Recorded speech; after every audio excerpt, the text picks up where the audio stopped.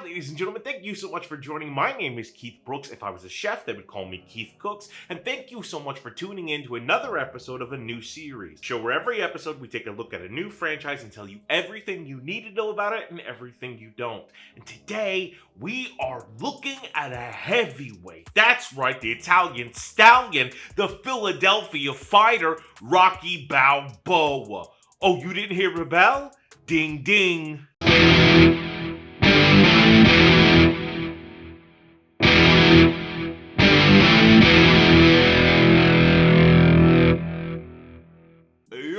Rocky Balboa, also known as Robert Balboa, is a character created by actor and writer and oftentimes director Sylvester Stallone. Rocky and his world appear in 9 films, 1 remake, 1 musical, 4 novelizations, a shit ton of video games, and maybe a comic book? We'll talk about it. Rocky was released in 1976, directed by the guy that did The Karate Kid, written and starring Rambo, starring Connie Corleone, who's also the sister of Francis Ford Coppola, the dad from Amityville 2, who also was a Marine and a boxer, and a really good one at that, the Penguin, the former Oakland Raider / Grief Karga, Worf from Star Trek Next Generation in his first role ever, uncredited, Professor Stokes from Dark Shadows, and the original Maniac from Maniac. Rocky tells the story of Robert Balboa, an amateur boxer and enforcer for a mafioso, who gets plucked from obscurity overnight into stardom when Apollo Creed, the world heavyweight champion of boxing, has to find a last-minute replacement for an all-out exhibition fight. He chooses Rocky arbitrarily, and in that journey of training to become a real pro fighter, he falls in love with Adrian. We see the inner workings of his life, and perhaps most importantly, he learns that winning isn't everything.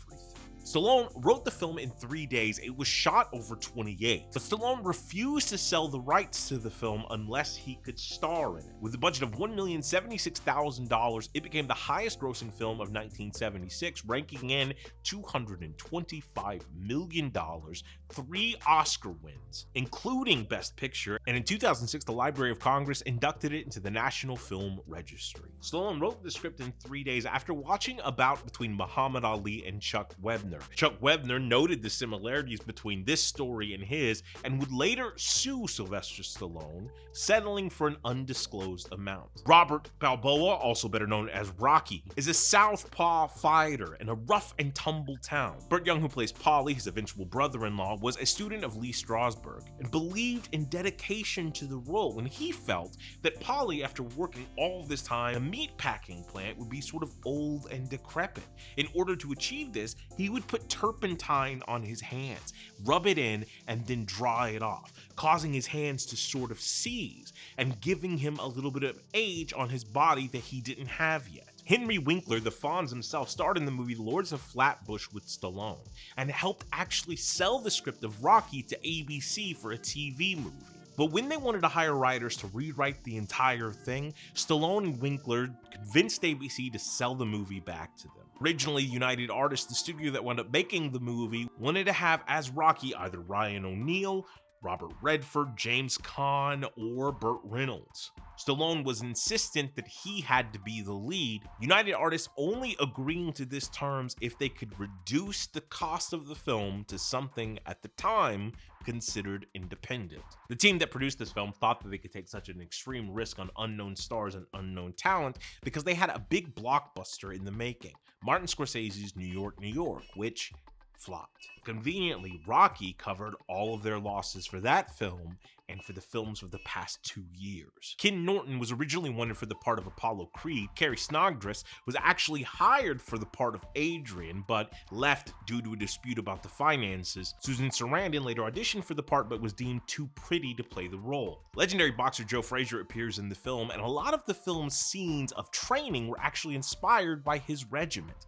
Apollo Creed is inspired by Muhammad Ali. And in 1977, at the Academy Award presentation, Sylvester Stallone and Muhammad Ali together discussed that in front of a live audience. Sylvester Stallone's father is the bell ringer for the climactic fight. His brother, Frank Stallone, is a singer on the side of the street. Sly's first wife was the stills photographer for the film. Sportscaster Stu Nahan appears as himself, alongside TV broadcaster Bill Baldwin. And Lloyd Kaufman worked on this film as a producer, assistant director, and actually appears as a drunk. You might know Lloyd Kaufman from Troma and such great films as Nerd Love, created by Bean Dip Productions. Garrett Brown's Steadicam was used for some of the training scenes and the fight sequences in this film. A lot of people claim that this is the first film to ever use a Steadicam. It is not. It is the third after Bound for Glory and The Marathon Man. In some of the fight sequences, you can actually see the Steadicam being operated on the outside of the ring. And in addition to that, a little bit of kismet and coincidence,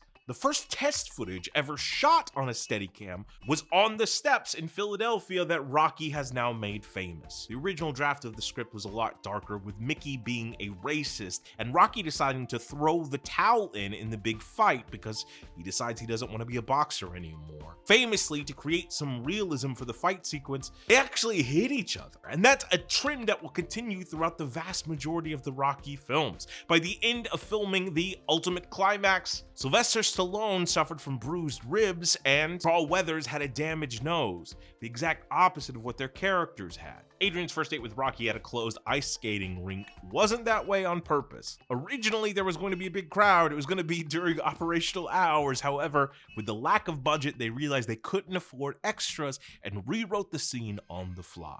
The same thing also happens with two wardrobe issues throughout the film. Rocky's robe being too big was an accident, and the banner that shows Rocky above the ring in the main fight depicts him wearing different shorts than what he's actually wearing. Sylvester Stallone even wrote lines and quips into the film so that the audience wouldn't think of it as a goof. Bill Conti does the music for the film, but originally they approached David Shire, Talia Shire's husband, to do the music. However, he declined. The main theme song, Gonna Fly Now, hit Billboard's #1 in 1977 for 1 week, and the AFI marks it as the 58th greatest movie song of all time. Not only was Rocky the highest grossing film of 1976, but also the second highest grossing film of 1977, right after Star Wars. It won the Academy Award for Best Picture, Best Directing, and Best Editing, and the Golden Globe for Best Picture. John Avildsen wanted to make the film feel like a documentary, nitty and gritty, darkly lit, not to be too pretty, to reflect the story that was being told. In 2006, the WGA said that this film had the 78th best screenplay of all time,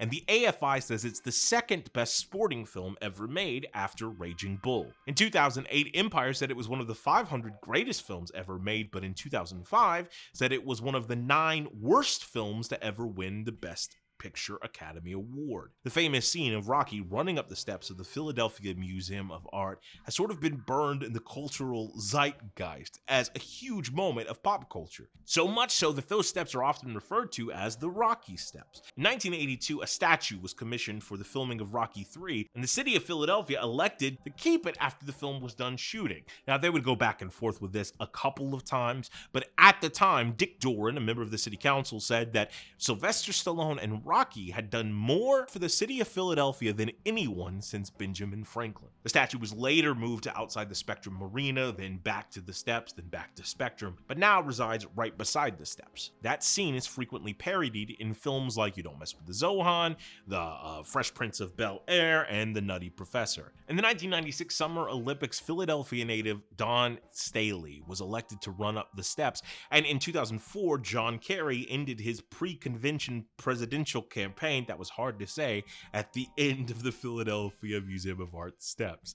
Buttkiss Stallone, the dog from the film, is actually Sylvester Stallone's dog, as were the turtles Cuff and Link, who as of 2021 were still alive and doing well. The monologue that Rocky gives to Burgess Meredith when he's turning him down was completely improvised. Stallone would later come out and say that he was inspired because of the fact that bathroom really did smell like shit. Most of the training scenes where Rocky is running through Philadelphia were completely improvised, shot guerrilla style, without permits, anything like that, because again, they wanted to achieve that documentary style and didn't have a lot of money. So that sequence where Rocky is running through the food market and someone throws him an orange, That was really just somebody throwing Sylvester Stallone an orange. During Carl Weathers' audition, him and Stallone were lightly sparring when Weathers accidentally hit Sly on the chin. Sly told him to calm down a little bit, it's just an audition, and Weathers said, well, I could probably do better if I had a real actor as opposed to a stand-in.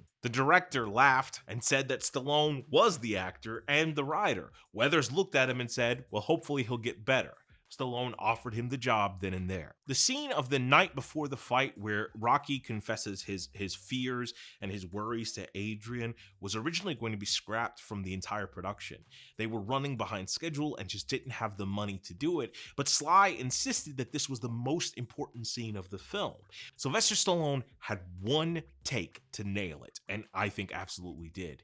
In the film series, Rocky has an injury to one of his fingers, and that's an actual injury that Sly Stallone has from college football. Prior to the making of this film, just 2 weeks before shooting, Sylvester Stallone was making $36 a week as an usher. They wanted the boxing of this film to feel different than any other boxing had ever felt in a film. So after weeks and weeks of planned rehearsal, it just wasn't coming together. And finally, the director looked at Stallone and said, hey, go home and write what we need to do. In that singular night, Stallone came back with a 32-page script that read more like a ballet, but was the influence and inspiration for how the fight sequences would go down. Jet Li calls that singular fight between Rocky and Apollo Creed the most important and greatest fight ever put on film. There's a scene where Joe Spinelli and Rocky are talking about breaking some dock worker's thumbs, and Joe Spinelli pulls out an inhaler and uses it. That's not scripted. He was really having an asthma attack but wanted to get through the scene. Sylvester Stallone says that in 1976, Elvis Presley called him and said that he wanted Stallone to grab a copy of Rocky and bring it over so they all could watch it. Stallone said he was too scared to go meet the king, but did send a copy of the film, and apparently Elvis was very lovely about it. There's a scene where Polly comes home drunk, and Burt Young says that while they were filming that, they didn't have the money to shut off the streets. So an actual drunk came through the set and told Burt Young he was doing it wrong. So Burt Young looked at him and said, how would you do it? The drunk then demonstrated, and Burt Young copied the man's actions. Burgess Meredith is said to have gotten the role because everybody else they asked to audition for the role was too insulted they had asked them to audition. One of the people considered for the role was Lee Strasberg, but they couldn't afford him. Rocky is the first sports film to ever win the Best Picture at the Oscars. The gloves used in the final bout are Casanovas, which at the time were illegal in the United States of America. Charlie Chaplin and Sylvester Stallone are the only two people in history at this point to have written a script solely by themselves and starred in the film and have been nominated for both at the Oscars. Orson Welles also did this, but Citizen Kane, he had a co-writer, so just barely missed that. When agreeing to direct the film, John G. Avildsen had never seen a boxing match in his entire life. Stallone originally wanted Harvey Keitel for the role of Paulie. The photos of Rocky on the mirror are actually photos of Sylvester Stallone. Before making this film, Sylvester Stallone was so broke that he had to unfortunately sell his dog, Butkus, for $50. A week later, he sold the script and was able to buy his dog back. During that famous guerrilla-style shooting scene of the run through Philadelphia, Sly tore something in his leg and actually had to be taken to the hospital in a wheelbarrow. The name Italian Stallion is actually a reference to Sylvester Stallone. In Italian, stallion is Stallone. Sylvester Stallone says that the actual inspiration for this film, other than that Muhammad Ali fight, was about acting. It was about his frustration with not being able to make it. He just didn't think anybody would care to watch a movie about an actor. Talia Shire's character, Adrian Panino, was named after her grandfather, Francesca Panino. Sylvester Stallone says that it was only a stroke of luck that this film actually got made. He was meeting with producers to audition for a different film, didn't actually get that part, but they started a conversation, and they asked him what his other interests were. He said that he was a writer and had been working on this film, pitched them the idea, and they absolutely loved it. One of the posters of the film, this one, in fact, features Rocky and Adrian holding hands. It's perhaps one of the most famous pictures from the film. However, it doesn't actually appear in the film. It was from the original ending that was later reshot. The scene of Rocky celebrating atop the Philadelphia Museum of Art steps is actually played backwards. Prior to filming filming the film, Sylvester Stallone studied with legendary fight trainer Jimmy Gambino, who appears as Jimmy in this and the 5th film. This is the only film in the franchise that doesn't have a fight sequence which features slow motion. One of the paintings on Rocky's walls is Caravaggio's The Calling of St. Matthew, depicting Christ calling Matthew from his life of obscurity to one of miraculous light, mirroring the story of Rocky and Apollo. So when they were thinking about accepting Stallone's idea that he be the lead of the film, one of the executives went and saw a film that Stallone was in, The Lords of Flatbush.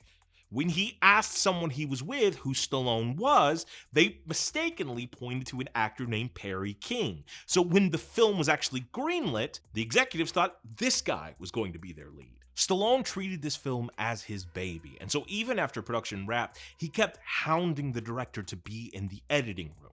The director hated this, but it turns out that there were a lot of extra voices and voila, they needed to have. So Sylvester Stallone voices like 50% of all the background voices in the entire film. Talia Shire had to flew the entire filming schedule, and this is the 3rd film that both Talia Shire and Joe Spinelli were in that won Best Pictures right in a row. It's The Godfather, Godfather 2, and this guy. John G. Avildsen said that he initially turned down the idea of the film Rocky, but after reading the first 3 pages, he was sold once Robert Balboa had a conversation with his turtles. The film had such a low budget that Carl Weathers and Burgess Meredith had to share a dressing room. At the end of the first 5 Rocky films, there is a dedication to Jane Oliver. Jane Oliver was one of Stallone's managers who passed away from cancer, sadly, before Rocky was released. The line, "Yo, Adrian," is listed as the 80th greatest line in film history. During the opening credits, as Rocky walks to the pet shop, he's actually whistling the theme song of the movie. During Rocky's interview in the meat house, the director is actually the cameraman and the cinematographer is the lighting guy. The boat in the background of the harbor is called the Mosholu, and it's actually the same boat that Vito Corleone comes to America in Godfather 2. Joe Spinelli insisted that his character of the loan shark be named Gazzo, after his own uncle. The Italian version of the film had to change the name Gazzo to Gasco because Gazzo sounds too similar to cazzo, which is a curse word in Italian. Cher was originally considered for the part of Adrian as well. The American Film Institute lists Rocky Balboa as the number 7 greatest film hero of all time. This is one of 2 boxing films to win Best Picture, that is this and $1 Million Baby. In 2011, Sylvester Stallone was inducted into the Boxing Hall of Fame. He was also awarded by the Boxing Writers Association of America the Lifetime Cinematic Achievement in Boxing. Rocky loses this fight, which is kind of a shock to a lot of people that watch it, but technically, he never could have won the fight.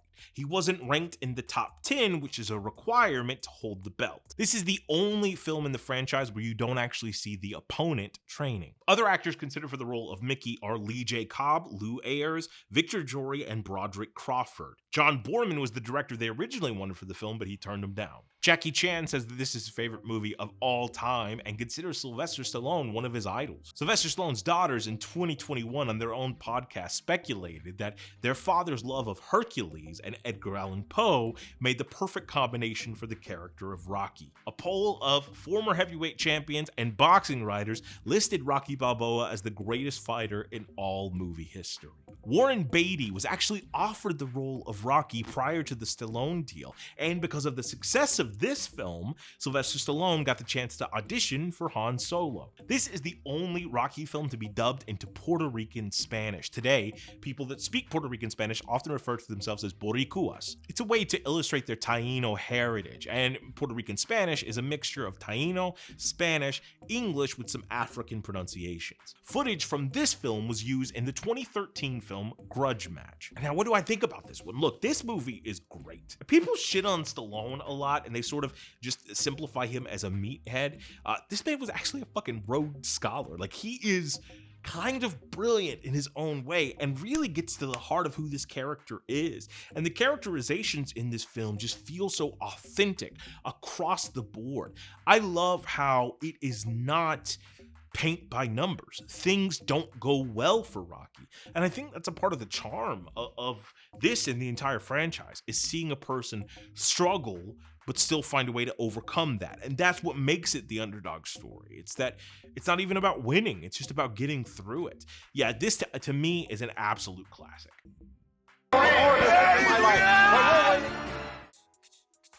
Rocky II was released in 1979, starring, written, and directed by Judge Dredd himself. Also starring Miss Silver from I Heart Huckabees, who happens to be the mother of Jason Schwartzman, Dylan from Predator, Amon from Clash of the Titans, the late great Burt Young, rest in peace, Billy Jukes from Hook, Sharky from License to Kill. The story is about the rematch of the century.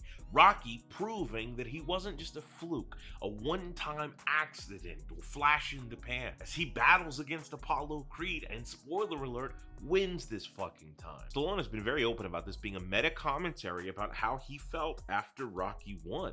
He wanted to prove that his success wasn't by accident, but instead hard work and that he had the goods. In fact, when first making this film, Alvinson declined directing it. The studio didn't want Stallone to direct the film at all, but he insisted, making a clause say that if he couldn't direct the film, no one could. The film wouldn't happen. It's the third highest grossing domestic film of 1979 and the second highest grossing worldwide film of 1979. Leroy Neiman makes an uncredited appearance in this film. His painting of Rocky Balboa will become a huge integral part of the series moving forward. Sergio Stallone, the actual son, second child of Sylvester Stallone, plays Robert Jr. in the film. At the age of 3, Sergio Stallone was diagnosed with autism. In 1985, Sylvester Stallone and his then wife established a research fund that would be administered by the National Society of Children and Adults with Autism. The studio was very eager to make a sequel to the initial Rocky because it was a huge success. The original draft of the script written by Stallone was called Rocky II: The Redemption, but Alvinson couldn't direct the film. He was busy in pre-production for Saturday Night Fever, a sequel to which Stallone would wind up directing. United Artists was reluctant to give the film to Stallone in the director's chair because he'd only directed one movie prior to this, Paradise Alley, a drama that was not a success, but they also conceded that the vast majority of the success of the initial Rocky movie was due to Stallone. So eventually they conceded. Rocky surprising Creed by switching his hands from southpaw to right hand wasn't actually in the script. It was an accident, something that came about because of an accident on set. During the training leading up to the film, Sylvester Stallone was pumping so much iron that he ripped his right pectoral muscle and had to have a surgery on that part of his body that was only semi-successful, but led to him not being able to fight the normal way he was fighting. Thus, the change had to occur for the shooting to continue. And the climax of the film involving Adrian was also a hurdle that they had to accommodate. During that part of the schedule, Talia Shire was actually away shooting a different film called Old Boyfriends and couldn't get out of doing that. So, Stallone at the last minute came up with the idea of her watching from at home. That sequence was shot months after principal photography wrapped. It's estimated that over 800 local Philadelphia school children were used as extras in that iconic running and training scene. When Rocky is training with a smaller and faster boxer, it is real-life champion Roberto Duran. There's a scene after the bell rings in the big ultimate match where Apollo and Rocky start pushing each other and yelling names, and they have to be eventually separated. That's not in the script. That really happened.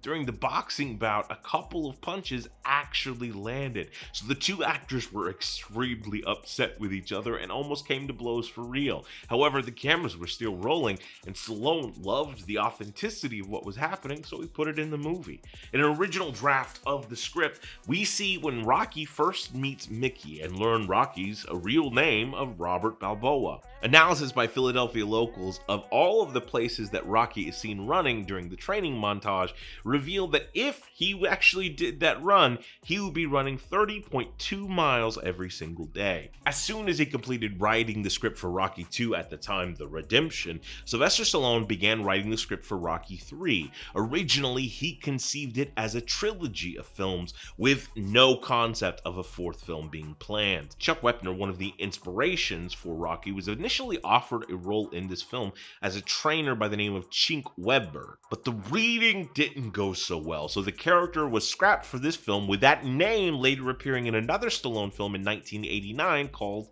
Lock Up. This is the film debut of Paul McCrane, and as the first bout begins, one of the announcers says that Apollo Creed is looking to draw first blood, obviously a reference to Sylvester Stallone's other iconic work, John Rambo. Adrian's hospital number is 669, which is considered an angelic number, and in fact, a lot of Christian theology finds its way all throughout the film. Tons of images of crosses, prayers, priests, all of that sort of worked into the film. John G. Avildsen said he didn't return to this film not only because of Saturday Night Fever pre-production, a project he would later leave, but also because he didn't like the script, although he says he really did enjoy the story that Stallone initially had conceived for the trilogy. The trilogy would see Rocky becoming the mayor of Philadelphia, only to be scandalized when it was found out that Paulie was stealing from the treasury. Rocky would then be booted out of office and lose everything, ending the trilogy as penniless as when he began. Part of that concept was later utilized in Rocky V.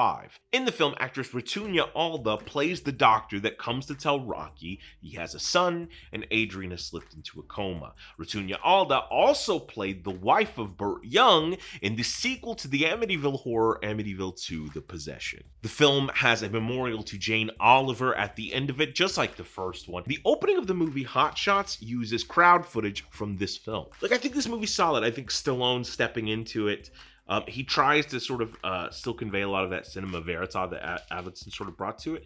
But I think there are moments of this one that are a little soap opera-ish a little bit, but it does sort of establish this idea of Rocky and loss. And I think that's a defining part of the franchise, is that no matter how good you got it going, there's always going to be those negatives in life. And this sort of paves the way for that. Some of it does feel very 70s daytime TV, at times. But I still think it's a solid entry. I think it really continues the legacy that the first film lays down.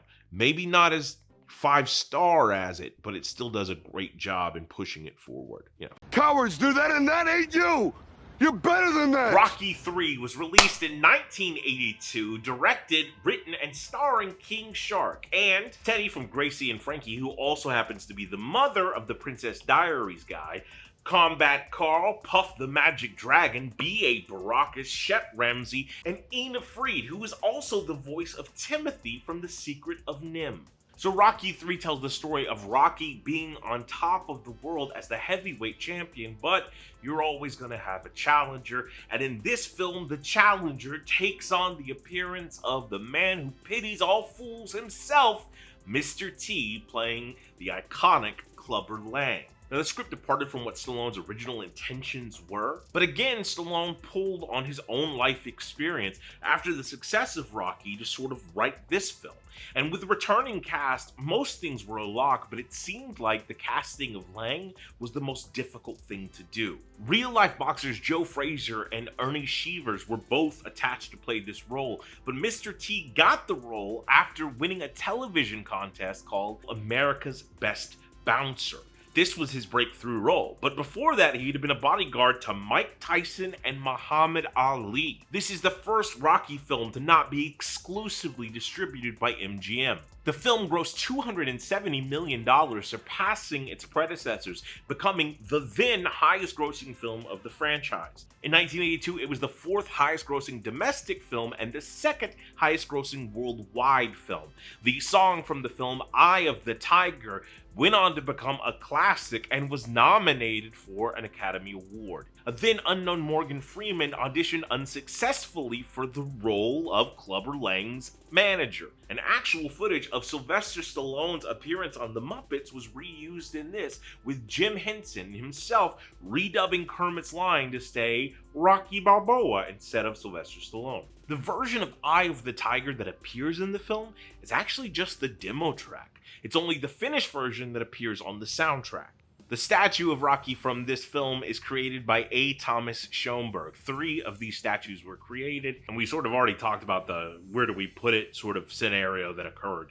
But the country of Serbia actually created a copy of the statue for themselves as well, which is Weird, but fun. According to Mr. T, he went and saw the premiere of the film with his mother. There comes a point in the film's play when Mr. T's character starts yelling lurid things at Adrian. Mr. T says that his mother slapped him, said, "I didn't raise you to talk to a woman like that," and stormed out of the theater. Sylvester Stallone's first wife, Sasha, is the blonde groupie that asks for a kiss from Rocky while he's training for the fight with Clubber Lang and gets it. She was also the mother of son Sage Stallone, who unfortunately passed away in 2012. Hulk Hogan appears in this film and was initially offered the role after wrestling Andre the Giant at Shea Stadium.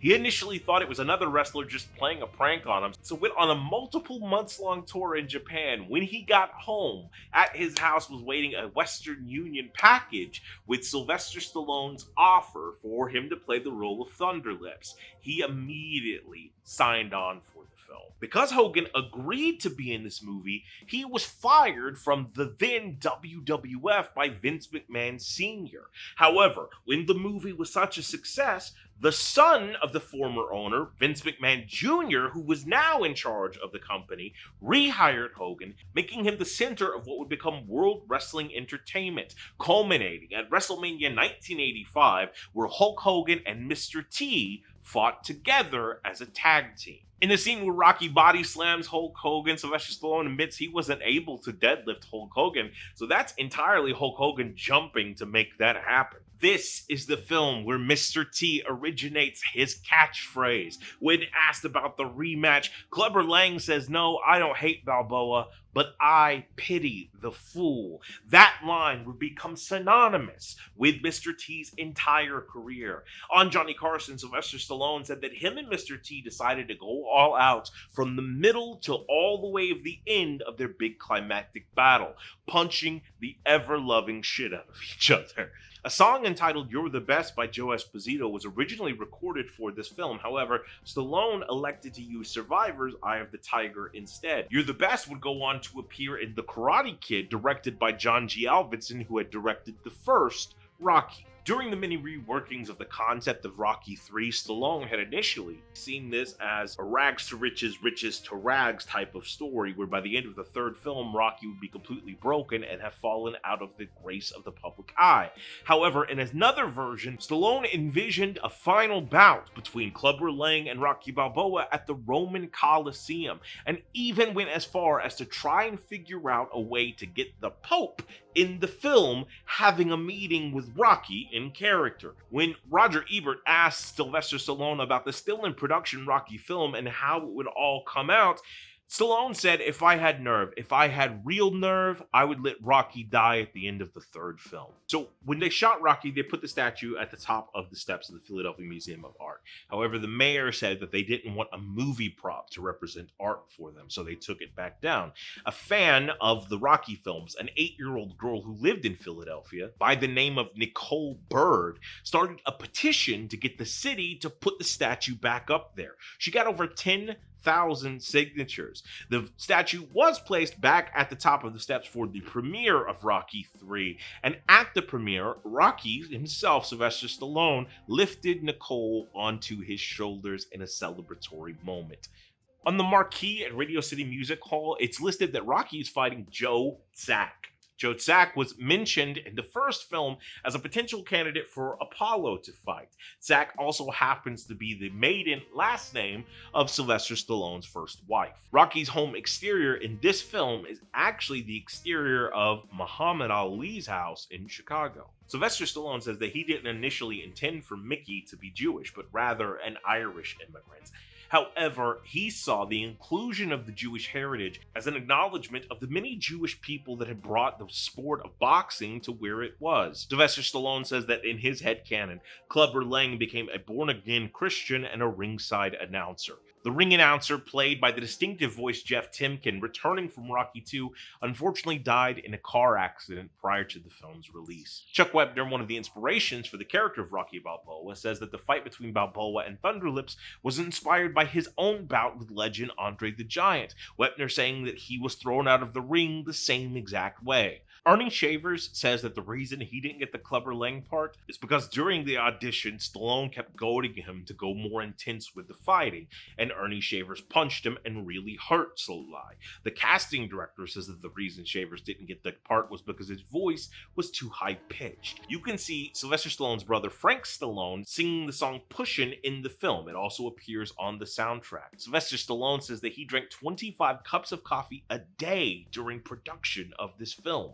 Although You're the Best was a potential song and Eye of the Tiger beat that out, the song that Stallone actually wanted to get was Another One Bites the Dust. Gino Fats Williams plays 3 variations of the same type of character within the Rocky franchise. The first is a man in the unemployment line, the second is a job interviewee, and the third is a derelict. The ending of this film, with Rocky and Apollo having one last rematch before it changes and transitions into a painting, is shot for shot parodied in Family Guy. You've probably seen it. I was thinking about it the entire time.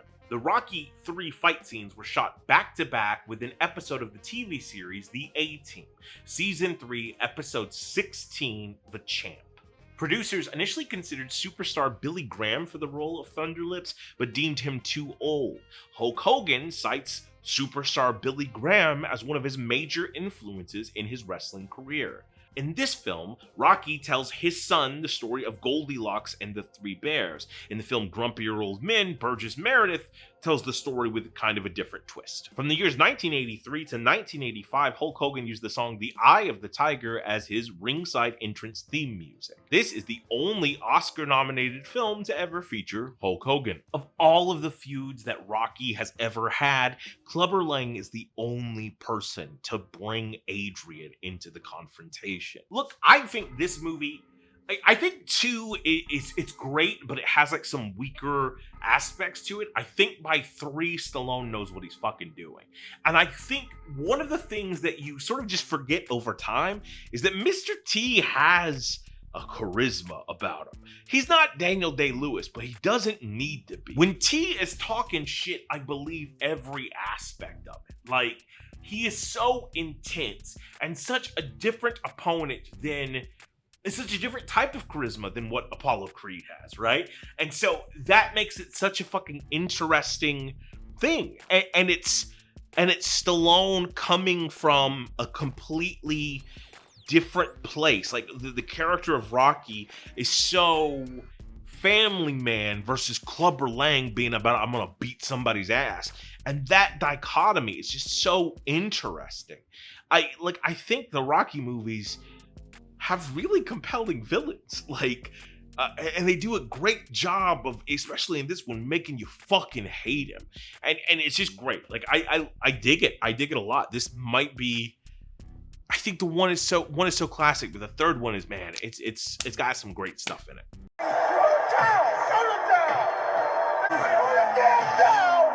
Released in 1985, Rocky IV is written, directed by, and starring Stakar Ogord, the aunt of Nicolas Cage, He-Man, the Sewer King from Batman the Animated Series, Chubbs, Red Sonja, and Reverend Cleophas James. Now, the film Rocky IV sees Rocky sort of still in his prime when a Soviet Union boxer named Ivan Drago challenges him, but can't get Rocky, so settles for Apollo Creed. However, when Apollo goes to fight Ivan Drago, Drago is ruthless, killing Apollo Creed in the ring. Rocky then seeks revenge and retaliation, training for this huge fight in the Soviet Union itself on Christmas Day, having to forfeit the championship in order to do so, resulting in this America versus the Soviet powers sort of story. This film is the debut of Dolph Lundgren, who is not Russian, and would mark Stallone's last directorial effort until 2006. The two stars decided to go all out during the fight sequences, leading to Sylvester Stallone going into the intensive care unit from injury sustained. It also features cutting-edge sports training technology that wouldn't be mainstream for another 10 years at least. Well, some scholars say that Drago's defeat represents the crumbling of the Soviet Union. Others point out the negative Russian stereotypes that are portrayed here. Stallone, however, defends it by saying that Drago isn't necessarily a bad guy, but a person caught up up in the system. This is more explored in the director's cut, which we will talk about momentarily. The film also features 2 hit songs, Burning Heart and Living in America, the latter by James Brown, who also appears in the film. The film grossed $300 million worldwide, becoming the most successful film in the franchise at that time, the 3rd highest grossing domestic film of the time, and the 2nd highest grossing international film of the year. Warner Wolf replaces Bill Baldwin, who had died after the making of Rocky III, as the co-commentator. It's sort of inarguable the impact that Rocky has had on pop culture. From the first film having a lot of key elements and moments, to the 3rd film giving us that iconic fight between Apollo and Rocky at the end of it, and the I pity the fool line. But it's this 4th film that not only gives out some standout lines from Drago himself, but also the training montages that are so often parodied. Even Rocky Had a Montage isn't necessarily referring to the first Rocky, but more often than not, this one, the 4th installment. Stallone's future wife Brigitte Nielsen would play Drago's wife Ludmilla. And the Soviet premier in the box, played by David Lloyd Austin, is supposed to be resemblant of Mikhail Gorbachev. David Lloyd Austin would later go on to play Mikhail Gorbachev in The Naked Gun. In the early shooting of the big climactic fight, Lundgren and Stallone both agreed to actually spar to give it a more realistic feel. However, after a few rounds of this, Stallone suffered a punch that was so hard it caused his heart to hit up against his ribcage, causing the heart to swell. He had to be flight vac'd from Canada to Santa Monica in a hospital where he stayed in the ICU for 8 days. Stallone would later say that Dolph Lundgren had the build, the stamina, the strength, and the mindset to actually be world champion. Rocky IV, still to this day, is one of the only sports films to actually use the sound of real punches. Everything else is generally sweetened with an added sound. In 2012, Olympic swimmers Michael Phelps and Ryan Locke said that this film inspired them to get a small cabin of their own to train. Polly's Robot is either a controversial figure that people hate or a cult classic, but it is created by International Robotics of New York City. Its voice originally being the CEO, Robert Dornick. The robot's name is SICO, Sicko, I think, and actually had a then SAG card. It went on tour with James Brown in the 1980s and was originally placed in the film because Sylvester Stallone really had one of these. It was for his son Sergio Stallone, who was diagnosed with autism, and this robot companion helped him come out of his shell. The musical score for this film is made by Vince DiCola, who would later go on to do the music for Transformers the movie. This is the first film in the series with music not by Bill Conti. In fact, the main theme song of Rocky, Gonna Fly Now, doesn't appear in this film at all. Conti couldn't return because he was busy working on The Karate Kid 1 and 2 during the production schedule. The film features Living in America by James Brown, John Cafferty's Hearts on Fire, songs from Survivor, Kenny Loggins, and Robert Tepper. The band Go West wrote the song One Way Street for the film at the request of Sylvester Stallone. And the band Europe's song The Final Countdown is often incorrectly cited as being written for this film. Though it does feature in this film, it was actually written and recorded about 10 years prior and only released as a single the year after Rocky IV's release. Singer Peter Cetera said that he originally wrote his song Glory of Love as the end title sequence for this film. However, it was passed over by the production company and later used as the theme song for The Karate Kid Part 2. The script development of this film was actually part of a very important legal case called Anderson v. Stallone. Tim Anderson, a writer, developed a pitch for Rocky IV on spec. However, the studio decided not to go with that one and instead went with one that Stallone came about.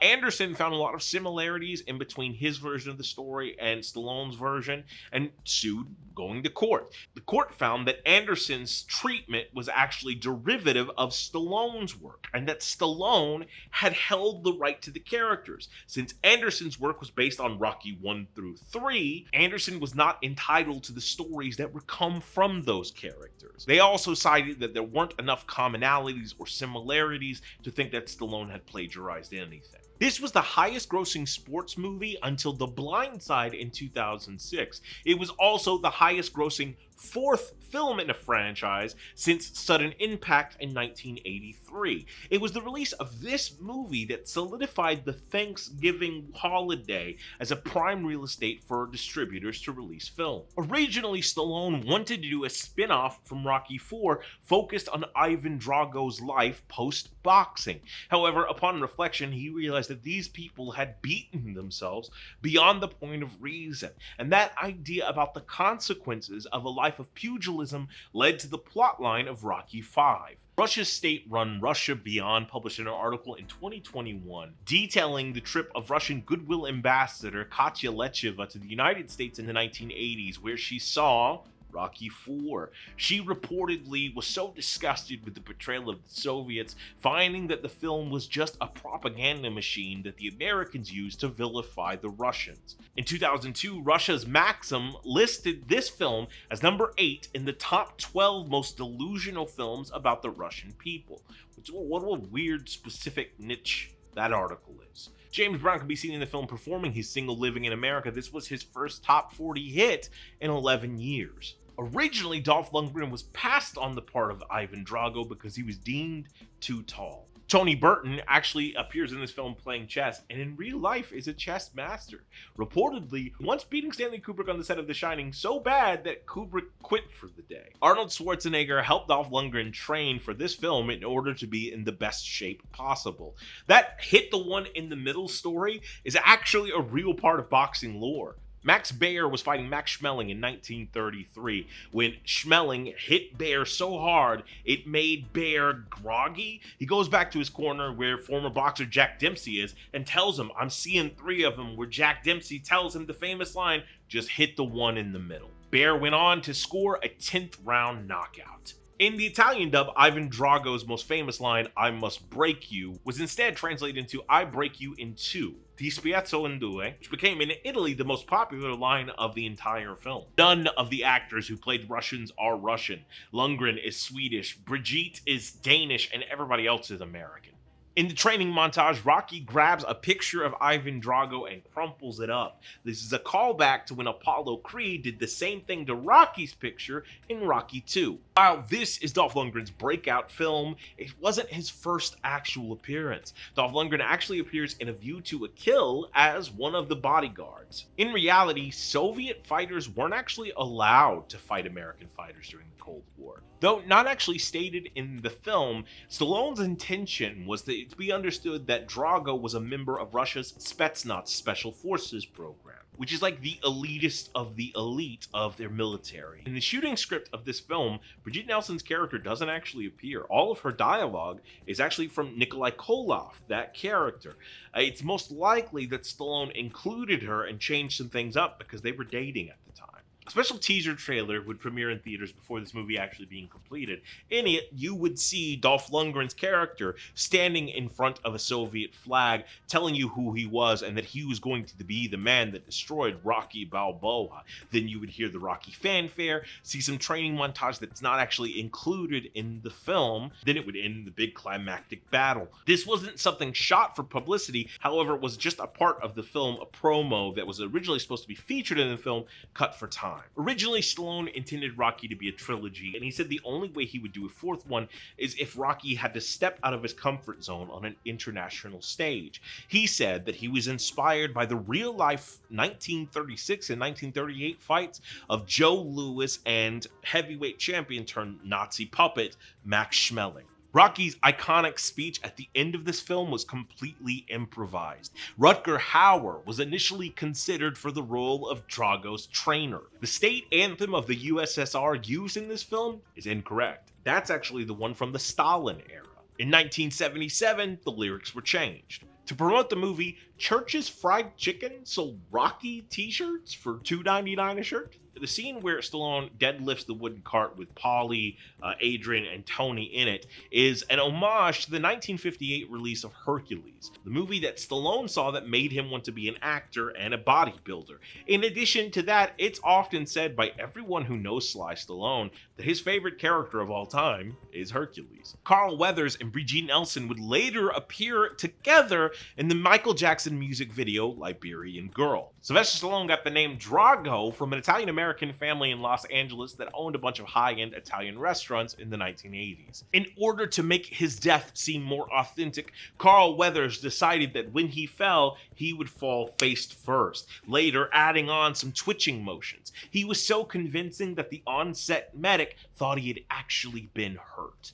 Stallone stated that in his headcanon, Drago had returned back to his homeland being completely disgraced, turning to alcohol and drugs and often contemplating suicide. We would see the aftermath for Drago in a couple of movies down the line. Stallone says that one of his biggest regrets is killing off the character of Apollo Creed. He says that now if he could remake the movie, he would just have Apollo Creed injured, confined to a wheelchair, now forcing the outward abrasive character to become introspective. In a tribute to Apollo Creed, at the end of the fight, you see Rocky circling Drago and giving him quick repeated jabs, just like Creed had taught him in Rocky 3. Look, I think this movie is absolutely phenomenal. Yes, it is cheese to the max. We're getting to that stage of like Rambo 3, where he's no longer a cinema verite icon, but now he's an action hero, you know what I mean? And but Stallone just pulls it off really well. This feels so different than where we start. You know what I mean? Like Rocky 1 is so like grounded. And I think Rocky 2 is too, but not as polished. Rocky 3, you're starting to get bigger than life, and then by this one you're just a fucking action star. And it's just kind of Americana incredible. I think I'm the right age where like 1985 is when I was born. So this movie is like part of my childhood, I think. You know what I mean? That Hulk Hogan generation. Not racist and making sex tapes, but you know what I'm saying? Like, and so to me, it's just it's very compelling. And in 2021, Stallone would release a director's cut, which let's talk about that now.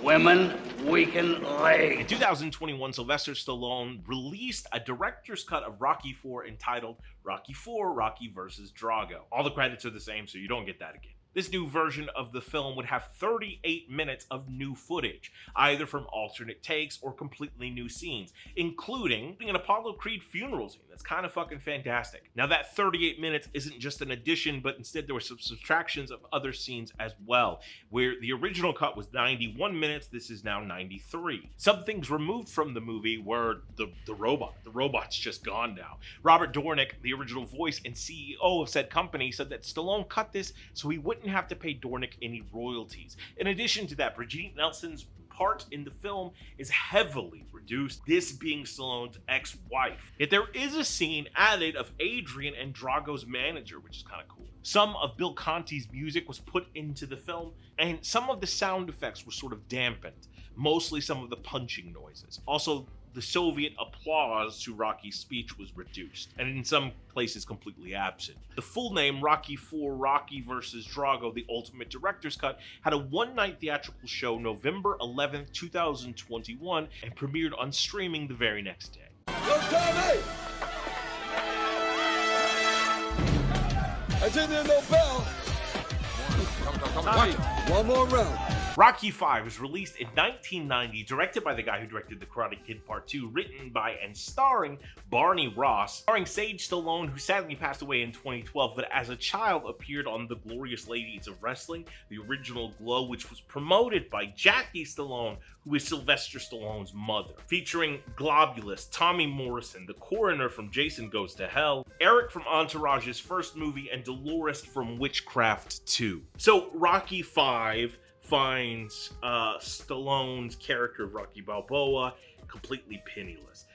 Paulie kind of fucked everything up financially, so now Rocky's broke. He takes on training this guy because Rocky can't box anymore because he's received some brain damage from boxing, sort of in Stallone's effort to show the consequences of a life of fighting. Stallone would later say that the damage that Rocky would have had in this film is real, but not as drastic as he sort of makes it out to be. It is something that almost all fighters will experience if they have a lengthy career, but at this stage it is not career ending or debilitating yet. So he trains this kid named Tommy Gunn, and it's sort of Obi-Wan and Anakin. That's sort of what you get. Tommy Gunn becomes an asshole, and then Rocky has to put him in his place in a street fight.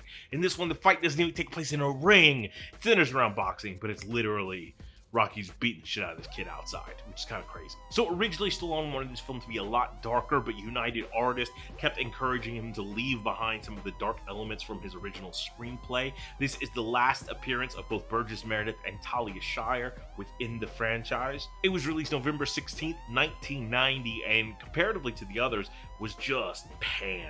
It received nothing but negative reviews, and by most people is often considered the worst of the franchise. Jodie Letizia, who played the street character of Marie in the first Rocky, originally reprised her role in this film, turning out to be a prostitute, just the same way that Rocky had predicted. However, that scene was cut from the film. You can still see her at the end fight as one of the people gathered around, but that character was then brought back in Rocky Balboa with a different actress now playing it. Some of the fight sequences were filmed in the Blue Horizon in Philadelphia, which was a boxing mecca in the 1970s.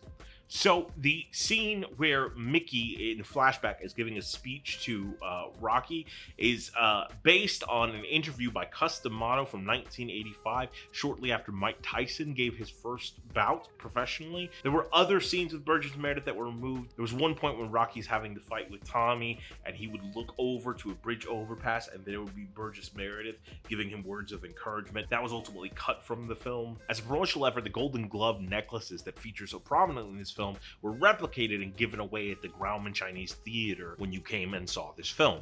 Terry Funk, the legendary wrestler, helped to choreograph some of the street fight with Tommy Gunn. So in the original script, Rocky actually dies in the street fight, dying in Adrian's arms. Adrian would then conclude the movie with a eulogy that would read as follows: "As long as there are people willing to meet challenges of life and not surrender until their dreams become realities, the world will always have their Rockies." This scene was never shot. The studio execs thought it was just too dark and convinced Stallone to rewrite the ending. So initially in Rocky IV, Robert Jr. was 9 years old. This is supposed to take place shortly after, but here he jumps to 14. Just, I don't know, maybe raising a kid in Pennsylvania is very difficult. You age quickly, like a dog years. During the making of this film, John G. Avildsen, the director, said that Stephen Poster, the cinematographer, was overlighting the film and said that he wanted it to look more like the original Rocky shot in 1976. Poster looked at it and said, "That looks like a cheap documentary," to which Avildsen said, "Yeah, exactly." The soundtrack for this film doesn't include the score, but just music inspired or related to the movie, featuring such artists as Joey B. Ellis, MC Hammer, 7A3, MC Tab, Rob Bass, and Bill Conti. The song "The Measure of a Man" was written by Alan Menken and performed by Elton John. Sylvester Stallone originally planned for the effects of Rocky's brain damage to be much more visible on screen. However, after a few days of watching the playbacks and the dailies, he decided it was too difficult to watch what he said was like your favorite dog suffering from dysplasia. 1999 Time magazine put this on the list of the 100 worst movie ideas of the 20th century. However, at the time of release, the Los Angeles Times regarded it as the best of the Rocky sequels. Sylvester Stallone has publicly expressed hatred for this movie, giving it a 0 out of 10. It was nominated for 7 Golden Raspberries, including Worst Picture, Worst Screenplay, Worst Actor, Worst Supporting Actor for Burt Young, Worst Actress for Shire, Worst Director, and Worst Song for Elton John. This is actually the first film that uses Rocky's real name of Robert. In a 2010 interview with The Sun, Sylvester Stallone admitted that he made this movie completely out of greed. Tommy Gunn's first fight in this film takes place in the same hall that Rocky's first fight took place in the first movie, where he is up against Spider Rico. In fact, the shot introducing us to this match is the same as the one introducing us to Rocky's first fight. Michael Anthony Williams and Tommy Morrison were actual fighters. They were scheduled to have an actual fight a month after this film's release, but it had to be canceled after Michael Anthony got injured. Sylvester Stallone's salary for the very first Rocky film was $23,000. His salary for Rocky V was $15 million, an increase of 65,000%. In Rocky 3 and 4, the character of Rocky Balboa is invincible, much like Sylvester Stallone at that point in his career. However, after Rocky 4, the star's star began to decline. In writing Rocky 5, he wanted to reflect about how a man could have it all only to lose it. The original cut of this film, at the end of the street fight, Rocky extends a hand of forgiveness to Tommy Gunn, and Tommy takes that hand. The character of George Washington Duke is based on Don King, even using his catchphrase, "Only in America." In a flashback in this film, we see Burgess Meredith's character Mickey give Rocky a golden glove necklace. It's actually a cufflink that Mickey says was given to him by boxing legend Rocky Marciano. Rocky Balboa then asks, "Where's the other one?" To which Mickey responds, "Oh, he probably gave it to some bum." In Rocky 2, we see Apollo Creed wearing the same necklace. According to Sylvester Stallone, for the canon of the series, Tommy Gunn would go on to become a third-rate wrestler.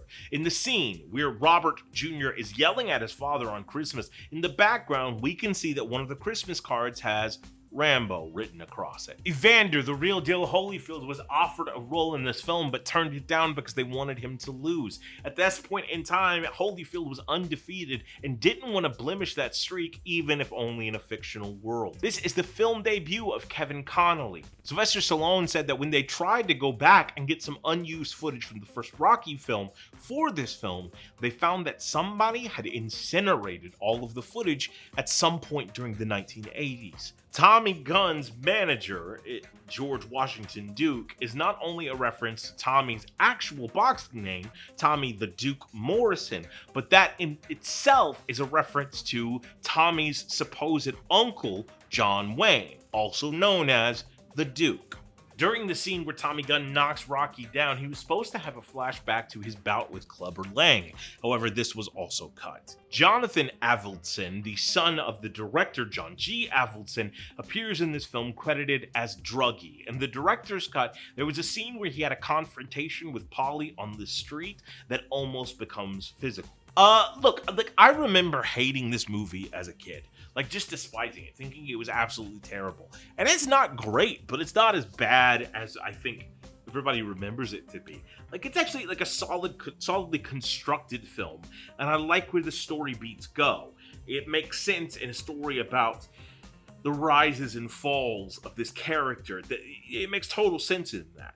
Still, I think it's my least favorite of the watches so far, just because it does feel kind of diversely different, and it is the sad story, the sad version of Rocky, where even the first movie, Rocky still wins in 5. In 1 he loses, but it's a bittersweet thing.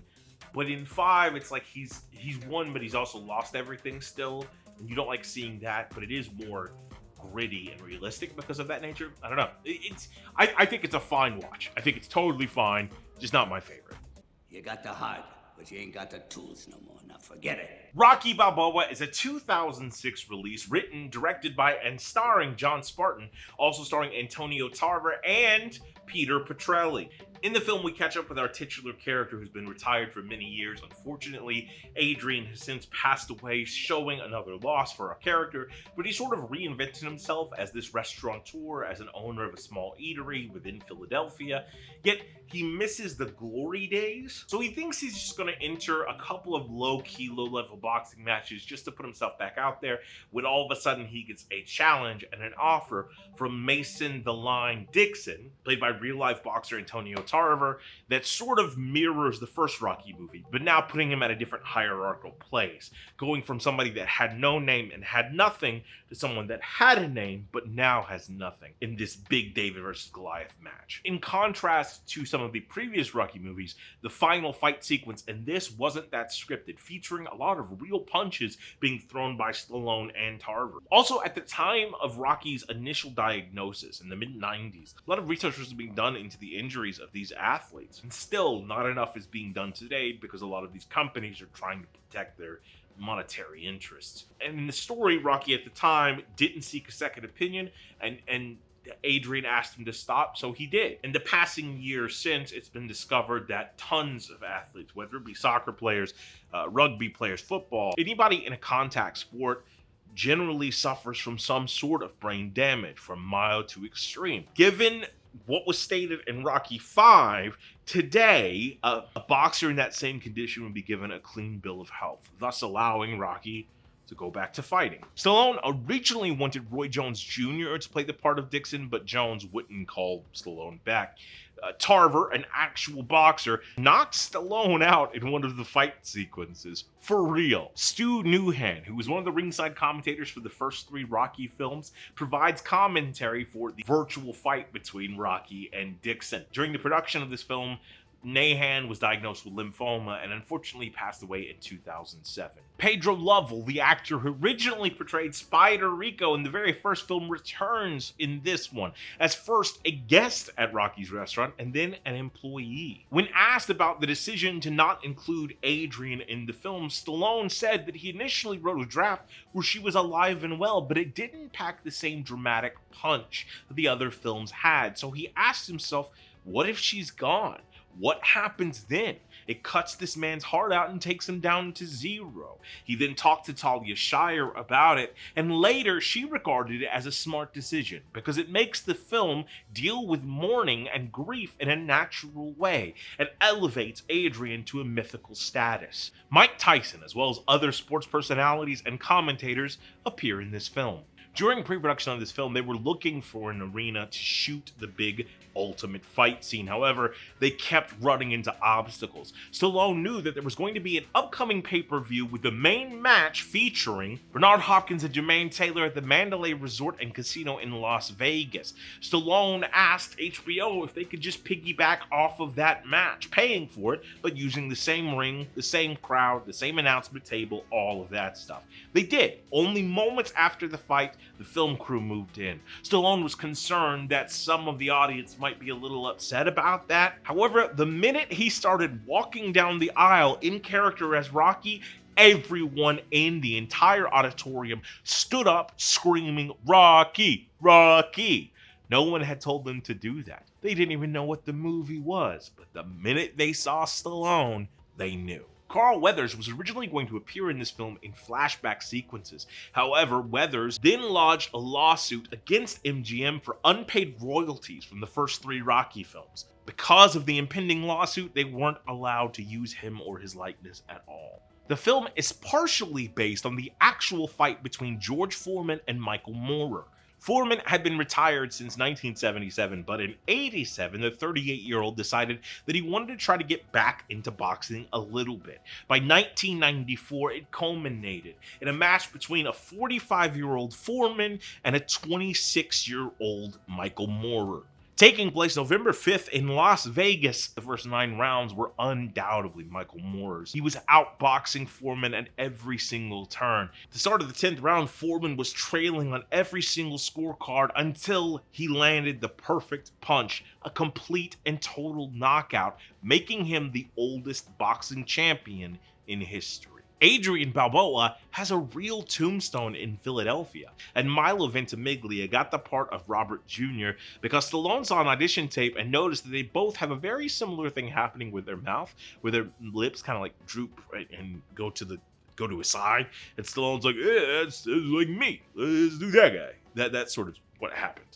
In the scene in the meat factory between Paulie and Rocky, Paulie asks Rock if he's upset that they took down his statue. This is seen as an actual dig to the actual controversy of the city of Philadelphia taking down the statue. The original draft of this script was called Rocky VI, Puncher's Chance, and Adrian was alive, Robert Jr. was in the Air Force, and it was about Rocky running a gym for disadvantaged youths, but Stallone didn't feel that it really captured what he needed it to. According to Sylvester Stallone, he did consider having his actual son, Sage Stallone, reprise the role of Robert Jr., but he was afraid that people would read too much into the conflict between the characters, the idea of living in your father's shadow. All of the Rocky training scenes within this film were shot within one 17-hour shoot day. All of the paintings made by Paulie in the film are actually made by Burt Young, who was an avid painter. Stallone said that he based the idea of Rocky owning his own restaurant and telling old boxing stories on former heavyweight champion Jack Dempsey. The character of Andy, played by Don Sherman, seen in the original Rocky as a bartender, can be seen in his bar cheering on Rocky from a wheelchair. The character originally had a much more sizable role, but unfortunately it was cut from the film. In the end credits, where everyone is doing Rocky's iconic run, Jennifer Flavin, Sylvester Stallone's wife, can be seen doing the run as well. In the original draft of this script, Clubber Lang appeared as a commentator in the Rocky versus Dixon fight, and there was a scene where Rocky went to visit Ivan Drago in the hospital. It was revealed that Drago was suffering from AIDS due to steroid use, and as Balboa leaves, he tells a nurse, if he dies, he dies. In the climactic fight, some of the footage of the audience is used from earlier in the night during the actual pay-per-view confrontations. Thing is, Sylvester Stallone attended the other fight, so it's possible to see Stallone not only in the ring as Rocky Balboa, but also in the crowd. The computer simulation was based on the Super Fight of 1970, which pitted Muhammad Ali versus Rocky Marciano in a fictional what-if fight. It said that every single decision was considered and filmed, and that in the end, the computer said that Rocky Marciano would win in the 13th. When told about the results, Muhammad Ali said that computer was made in Alabama. The turtles of this movie are the same turtles from the first Rocky. Jodie Letitia, the actress who had originally played Marie, says through a lawyer that Stallone had promised her she would return for this film. However, once she found out that Geraldine Hughes had been cast as her role in a recasting, she decided to file a suit, saying that she had cleared her entire schedule for this film. The suit was then settled out of court. The song Take You Back, which opens the film, was originally performed in the first Rocky by Frank Stallone. Bill Conti returns to compose the music for this film, having at this point composed every film in the franchise up to this one except for Part 4. He elected to use all of the themes from all of the previous films and rework them to have this be an homage to the entire Rocky franchise. The only new theme is one composed specifically for the character of Marie.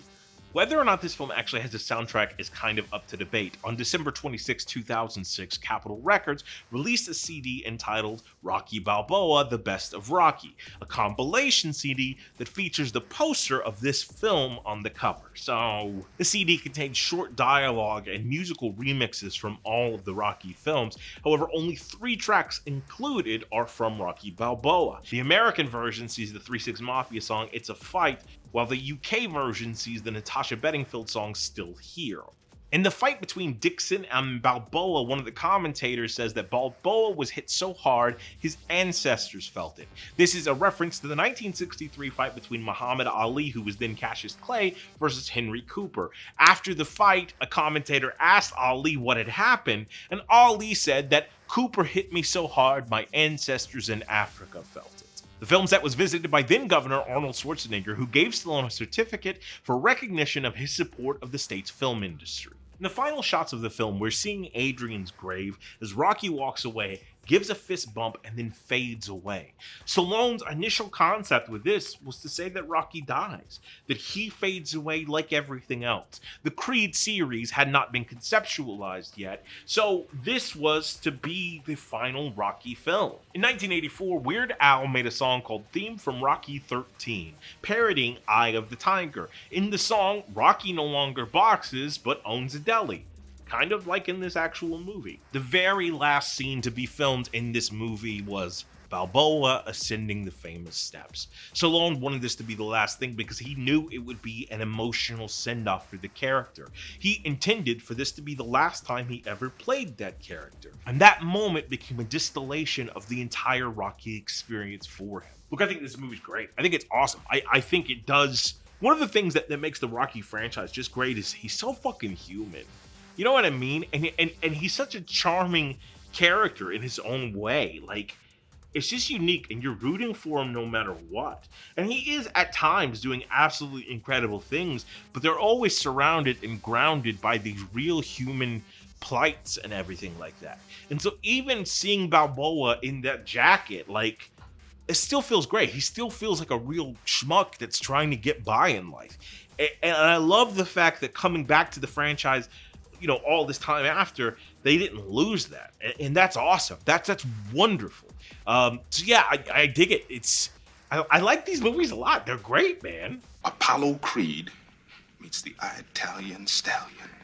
Creed is a 2015 film written and directed by the guy who directed Black Panther, written by the guy who wrote NBA 2K17, written by and starring Joe the Lion, starring Eric Killmonger, starring Valkyrie, starring Castlevania's Dracula, Claire Huxtable, Francisco Scaramucci, and Gale from Ant-Man. So Creed tells the story about the illegitimate son of Apollo Creed, Adonis Creed, who has had a troubled life but has always felt that boxing was in him. After Mrs. Creed finds him and sort of plucks him from this dangerous lifestyle he's leading and gives him the opportunity to actually chase his dreams, though she doesn't want him to become a boxer. Adonis seeks out Rocky and then gets a once-in-a-lifetime opportunity to actually be in a big fight. Rocky story ensues. Among the film's accolades are this: selected by the National Board of Review as one of the top 10 films of 2015, Stallone won the National Board of Review Award for Best Supporting Actor, the Critics' Choice Award for Best Supporting Actor, and Golden Globe Award for Best Supporting Actor in a Motion Picture, and was nominated at the Academy Awards for Best Supporting Actor. A couple of real-life athletes appear in this movie: Andre Ward, Gabriel Rosado, Jacob Stitch Duran. Liev Schreiber is the voice of the HBO 24/7. Michael Buffer appears in it as himself, and other ESPN correspondents are Tony Kornheiser, Michael Wilbon, Hannah Storm, and Max Kellerman, and HBO Sports announcer Jim Lampley. Archival footage of Apollo Creed is used throughout the film. Unfortunately, Sylvia Meals, the actress who had played Mrs. Creed in Rocky II and Rocky III, passed away in 2011. The music for this film is composed by Swedish composer Ludwig Göransson, who also did the music for Black Panther and The Mandalorian. The film was released November 25th, 2015, corresponding to the 40-year anniversary of the first fight from Rocky I. On December 10, 2015, screeners, which are what award ceremonies and organizations like the Academy send out for you to see the films of potential award winners, leaked online onto several different torrent sites. The FBI investigated this, and Creed being one of these films. They later traced it back to Andrew Kusov from Alkin Entertainment, who claims he had never seen any of these DVDs. The screenplay was ranked the 22nd best American screenplay in the 21st century, with Zach Sharf writing about it. Not only does the script manage to tell an authentic origin story of the young and determined Adonis Creed, but it also finds an authentic way to revive Sylvester Stallone's Rocky and make him the emotional linchpin of Adonis's rise to champion boxer. Now, this film was an award darling, ranking up awards for everything from cinematography to music to acting, all of it. Now, right as pre-production of this film was beginning, Sylvester Stallone's real-life son, Sage Stallone, unfortunately died. Stallone thought about dropping out from the film, but Ryan Coogler, the director and writer, convinced him to use this film as a dedication to his son's memory, about father and son relationships and dynamics. At his Golden Globe acceptance speech, Stallone said that making Creed helped him deal with grief, helped him come to terms with what he had lost and the relationship that they had had. While training, Adonis wears a shirt that says, "Why do I want to fight? Because I can't sing and dance," which was a line that Rocky had said to Adrian on their first date at the ice skating rink. Sylvester Stallone asked that Michael B. Jordan wear the famous American flag trunks first worn by Apollo Creed, keeping the tradition alive within the Rocky universe. Carl Weathers, who played Apollo Creed, gave a strong endorsement not only to the film, but specifically Michael B. Jordan's performance. He said it was phenomenal. This is the first Rocky film not to be written exclusively by Sylvester Stallone. In the film In Polly's Room, where Rocky talks about his son moving to Vancouver, we see pictures of a young Rocky and a young Sage Stallone. Initially, Sylvester Stallone was very reluctant to have this photo in there. Ryan Coogler said that it would feel unauthentic to not have a mention, a reference, an homage to Sage, who, after all, played an integral part in the franchise, being Robert Jr. initially.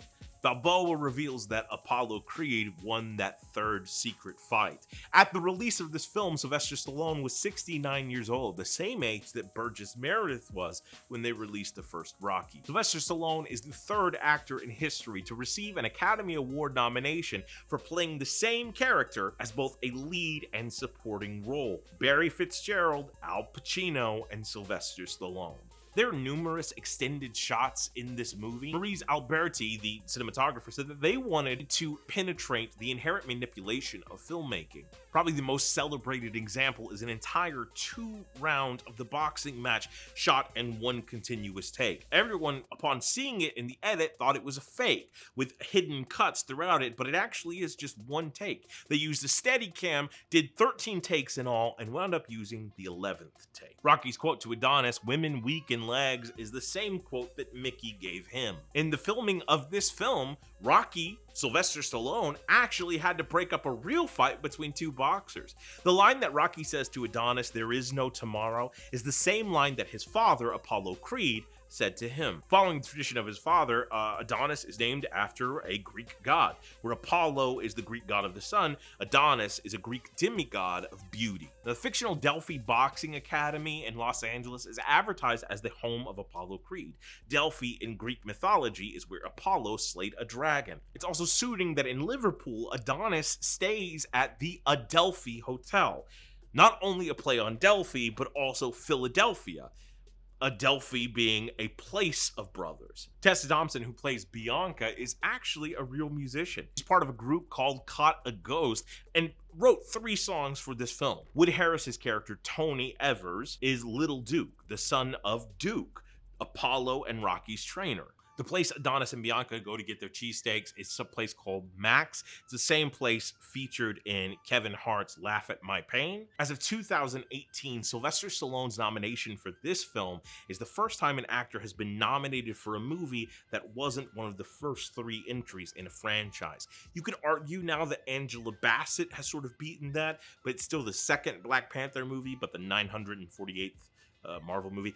Look, I think this one's great. I think it breathes fresh new air and sort of, I think Sylvester Stallone's franchise is all about George Lucas's quote. It's like poetry, it rhymes. And these stories, these legacies, these legends, they keep telling themselves in more interesting ways with slight variations. And I think this does an amazing job of continuing that spirit. And it's such an uplifting, painful movie. I got diagnosed with cancer right before this movie came out, and my buddy took me to go see it before we knew that it had cancer in it as an extreme element.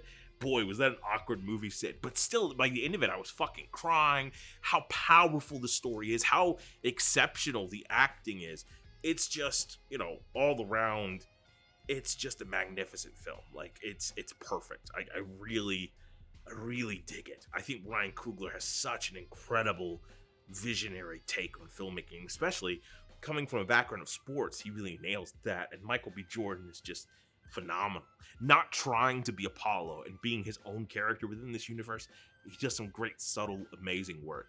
And to see him and Stallone play off each other, man, what an awesome film. Balboa is tagging the champion right on the kisser. Creed 2 was released in 2018, directed by the guy who did Transformers Rise of the Beast, written by the writer and director of They Clone Tyrone, written and starring Victor from Ratchet and Clank, starring Johnny Storm, Agent M, Winifred Guster, King Nereus, Razor Fist, Lincoln Rhyme, Jimi Hendrix, The Ogre, and Carla Fry. Creed 2 tells the story of Creed. In 1985, Ivan Drago killed Apollo Creed in the ring. Now we're years later, and Ivan Drago's son, who's just as dangerous because he's had, and maybe even more dangerous, he's had a very abusive life, he is now challenging the son of Apollo Creed to a fight. So it's all about Stallone and Adonis, and even the Drago sort of coming to terms with their parts in these legacies, right? Creed's sequel was confirmed in January of 2016, with Ryan Coogler set to direct. However, Black Panther and the Marvel machine sort of took over for a while, so he was originally replaced by Stallone, who finished the draft in 2017, but then Cable came on to direct the film with Ryan Coogler as an executive producer. On January 4th, 2019, this film released in China, serving as the first film in the entire franchise to ever do so. The search for Victor Drago lasted for months, and they looked at all sorts of martial artists, comedians, boxers, all sorts of people. Finally, Stallone unearthed German boxer Florian Munteanu. I think that's his name. Is that his name? Razor Fist. That's the point. That's why I do that at the beginning, because I can't say people's names. One of the extras during the big fight between Creed and Drago was actually an extra in Rocky IV, winning that position in the fight between Creed and Drago, the different ones, from a cereal box competition, and then in this one just auditioning for the role online. It's actually not called auditioning, it's actually called submitting, but you get the idea. So when Adonis is watching footage of his father, he's watching unused footage from Rocky IV. The director was given all of the footage from Rocky IV to sort of look at and see what he could use to play with. Brigitte Nielsen was 7 months pregnant during the filming of this film, requiring shots to be shot a very specific way of her. She gave birth to her 5th child and first daughter, Frida, exactly 2 weeks after the movie wrapped. During the final fight, after Drago's mother leaves, you can see future Ukrainian President Zelensky standing in the crowd. There exists a script of a Drago spin-off movie. There were long rumors that was going to be retooled into Creed 2, however that proved inaccurate. Dutch kickboxing champion Rico Verhoeven auditioned for the role of Victor Drago. At the domestic box office, Creed 2 had the largest live-action Thanksgiving opening of that year, giving MGM their first hit since 2008's Valkyrie and encouraging them and Annapurna to resurrect the United Artists label. The last words that Rocky says to Adonis is, "It's your time now." Stallone would later come out and say that this was his last time playing the character, passing the torch on to Michael B. Jordan. This is the first Rocky or Creed movie to actually end with somebody throwing in the towel. Though it's been mentioned tons of times, we actually get to see it happen. In the film, Bianca has progressive hearing loss that didn't really become noticeable until she was a young woman. However, their child, Amara, is born completely deaf. It is extremely rare for a deaf woman to have a deaf child if the other partner doesn't have some form or indication of a congenital hearing loss. In Rocky II, Duke tells Apollo, "Don't let up on this man, he's dangerous." Apollo responds, "This man's dangerous. I'm dangerous." In this film, Rocky tells Adonis, "This guy, he's dangerous," and Adonis echoes the words of his father, "I'm dangerous." This is the first film in the entire Rocky series where there is no significant personal tragedy to Rocky Balboa. And what a lovely way to finally send him off without having to go through some intense shit. Look, I think this is a lot of fun. Do I wish Ryan, I thought there was going to be a lack of, with Ryan Coogler departing, I thought he was the heart of that first movie, right? He really brought his vision, but all the pieces were still there, and it feels different. It's cut very different than the first one. It has a different sort of energy to it, but I love that it's an evolving energy. Whereas the first, part of the franchise all feels connected in the way it's being delivered to us, where this one sort of takes a step in a different direction. And I just dig that. These birds look like candy, like flying candy. Creed 3 was released in 2023, directed by Smoke and starring Stack, written by the brother of Ryan Coogler and the writer of Space Jam: A New Legacy, the writer of Gran Turismo, and written by the guy who did Black Panther: Wakanda Forever. Starring Lady from the live-action Lady and the Tramp, Kang the Conqueror, Kay from Dread, Liba from Soul, Miss Warren from Spider-Man: Homecoming, Krieg from Borderlands, and Mateo Manaheim. So in Creed 3, Adonis Creed has actually retired from boxing. He's taking care of his daughter, Amara, who is now 6 and living with his wife, who's still making music. And we delve into some of his past, where we see that he was in a young group home and had a friend named Dame. And once him and Dame had this dream of becoming a boxer. And once they were out and they went to a convenience store when Adonis started attacking this guy named Larry, I think is the guy's name, and Dame gets into it too, and the cops come and the cops arrest Dame, and Adonis takes off running. Dame gets thrown in jail and spends years there, and then finally gets out and comes to Adonis, seeing that Adonis is now famous and a retired boxer who's taken over part of the Delphi training center. And he's got a protege, and Dame gets a job as the sparring partner for the protege, but Dame wants a shot at the title, which the protege has. But the protege is supposed to go up against Drago, and then Drago gets attacked and injured, and they don't know who has attacked him. But slowly over the course of the movie, Adonis starts to put together that Dame has been orchestrating all of this because he holds a grudge with Adonis for being sent to jail for him and all this sort of stuff. And in the course of the movie, his adopted mother, Miss Apollo Creed, Marianne, I think is her name, she has a stroke and she passes away. So this is one of the first Rocky movies to kind of deal with the past of a character and not something that we've seen within the scope of the actual franchise itself.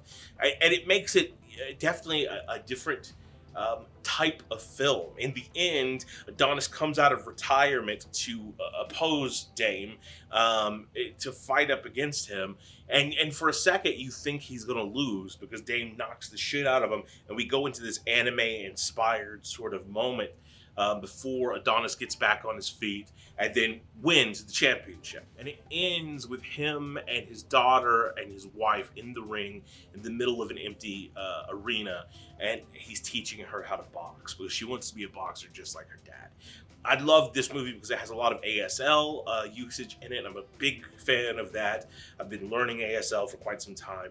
And, it's just fun. Creed 3 is the first film in the series not to feature Sylvester Stallone reprising his role as Rocky Balboa, though he is credited as a producer of the film. Additionally, Barry Pepper provides the narration for the televised Anderson v. Chavez promo. Sports television personality Stephen A. Smith, news anchor Jessica Holmes, boxer Canelo Alvarez, and his wife Fernanda Gomez, and singer Kehlani make a cameo appearances as themselves. Also appearing as themselves are boxing referees Kenny Bayless, Russell Mora, and Tony Weeks, ring announcers Jimmy Lennon Jr. and David Diamante, and broadcasters Todd Grisham, Jessica McCaskill, Al Bernstein, Mauro Ranallo, and Christopher Mannix. Michael B. Jordan's father, Michael A. Jordan, that's really his name, also cameos as a Golden Gloves referee.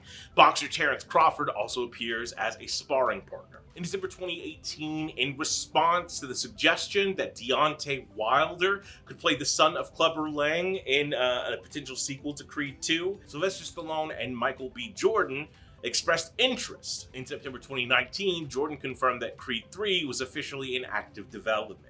This would mark Jordan's directorial debut.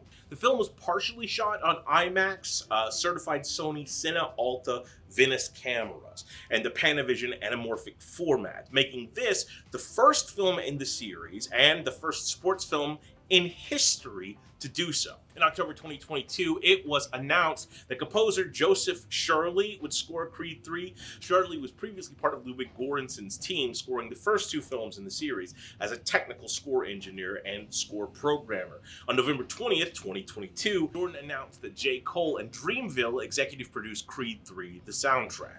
This is the best ever opening weekend for a Rocky franchise entry. February 2nd, 2023, Jordan confirmed that a fourth Creed film was happening for sure, and that spin-offs were also being considered. When asked about the future of the Creed movie franchise in an interview with Screen Rant Plus, Jordan said, "But you will see the Creedverse continue to grow and expand. I think that we invested in some really interesting characters that I think a lot of people were responding to." I have to give a political answer to that. There's going to be more of the Creed family, and there's going to be more of some of the characters that you love from this movie. I just don't know what package it's going to be in just yet. Mila Davis Kent, the actress for Amara Creed, is deaf herself in real life. Sylvester Stallone confirmed that he will never watch this movie, and the reason is Irvin Winkler, saying you can't make peace with someone who has been so nefarious, in my opinion. And Stallone criticized Winkler for developing a new spin-off based on the character of Dolph Lundgren, Ivan Drago, by calling it an unnecessary spin-off movie. Adonis's relationship with his daughter Amara was inspired by Michael B. Jordan's observations of Kobe Bryant and Jamie Foxx, which he discussed with IndieWire. He specifically also mentioned boxing anime like Fighting Spirit and Megalobox, along with popular shonen Naruto and My Hero Academia. A particular punch from Dragon Ball Z is teased between his Creed and Jonathan Majors Damon's match, and Jordan points to a cross-counter performed between Naruto and Sasuke in Naruto as a reference for a similar moment in the film. The third film in the Creed series is released on the third day of the third month in the third year of the third decade of the third millennium of the Common Era. In a 2023 interview with Black Tree TV, Michael B. Jordan spoke about the themes he wanted to address in the film. Nature versus nurture, and what does that look like with one of our heroes? How is he challenged in a real way? What does childhood trauma look like for us? What does toxic masculinity look like for us? What does being emotional and vulnerable and talking, what does that look like? Having that Black experience and understanding what that is and organically actually put it in a story where it makes sense. What does Black love look like? What does that family look like? What does a Black ASL family look like? There's so many tropes that are in there that I kind of wanted to talk about, and we got a chance to organically do that. In the opening scene, Adonis has a Naruto poster on his bedroom wall. This scene is a flashback that takes place in 2002, 5 years before Naruto premiered in Japan and 7 years before it premiered in the US. In the prologue, a younger Damien brags to Adonis about using a specific combination ending with a straight right to take down his opponent. Adonis uses the very same combination to knock out Damien during the last round of their bout. Look, I really dig this movie. I think it's very interesting and very compelling. I think it goes places that the other Rocky movies and Creed movies don't necessarily go. And it has, I think a lot of them, especially the Creed franchise, has a lot of stylization. But I think this sort of departs from that. We see a lot more of Michael B. Jordan's specific stylized influences. And that's kind of cool and interesting. But it also delves more into these characters and their traumatized pasts in a way that is only sort of presented in real time in the other Rocky movies. Like, we get the sense that Rocky grew up with a hard life. We learn something about his, rough past, but only by what he tells us. This is like one of the first times where we actually see it, right? And also in this movie, Marianne dies, and that sort of keeps up this legacy of our heroic characters dealing with traumatic events and how they overcome it. But it does put a spin on it in a way where we learn, where it separates Adonis from the Rocky mythos in some ways. Like, you find out in the course of the movie that the person they attacked was an abuser at the group home that they lived in, right?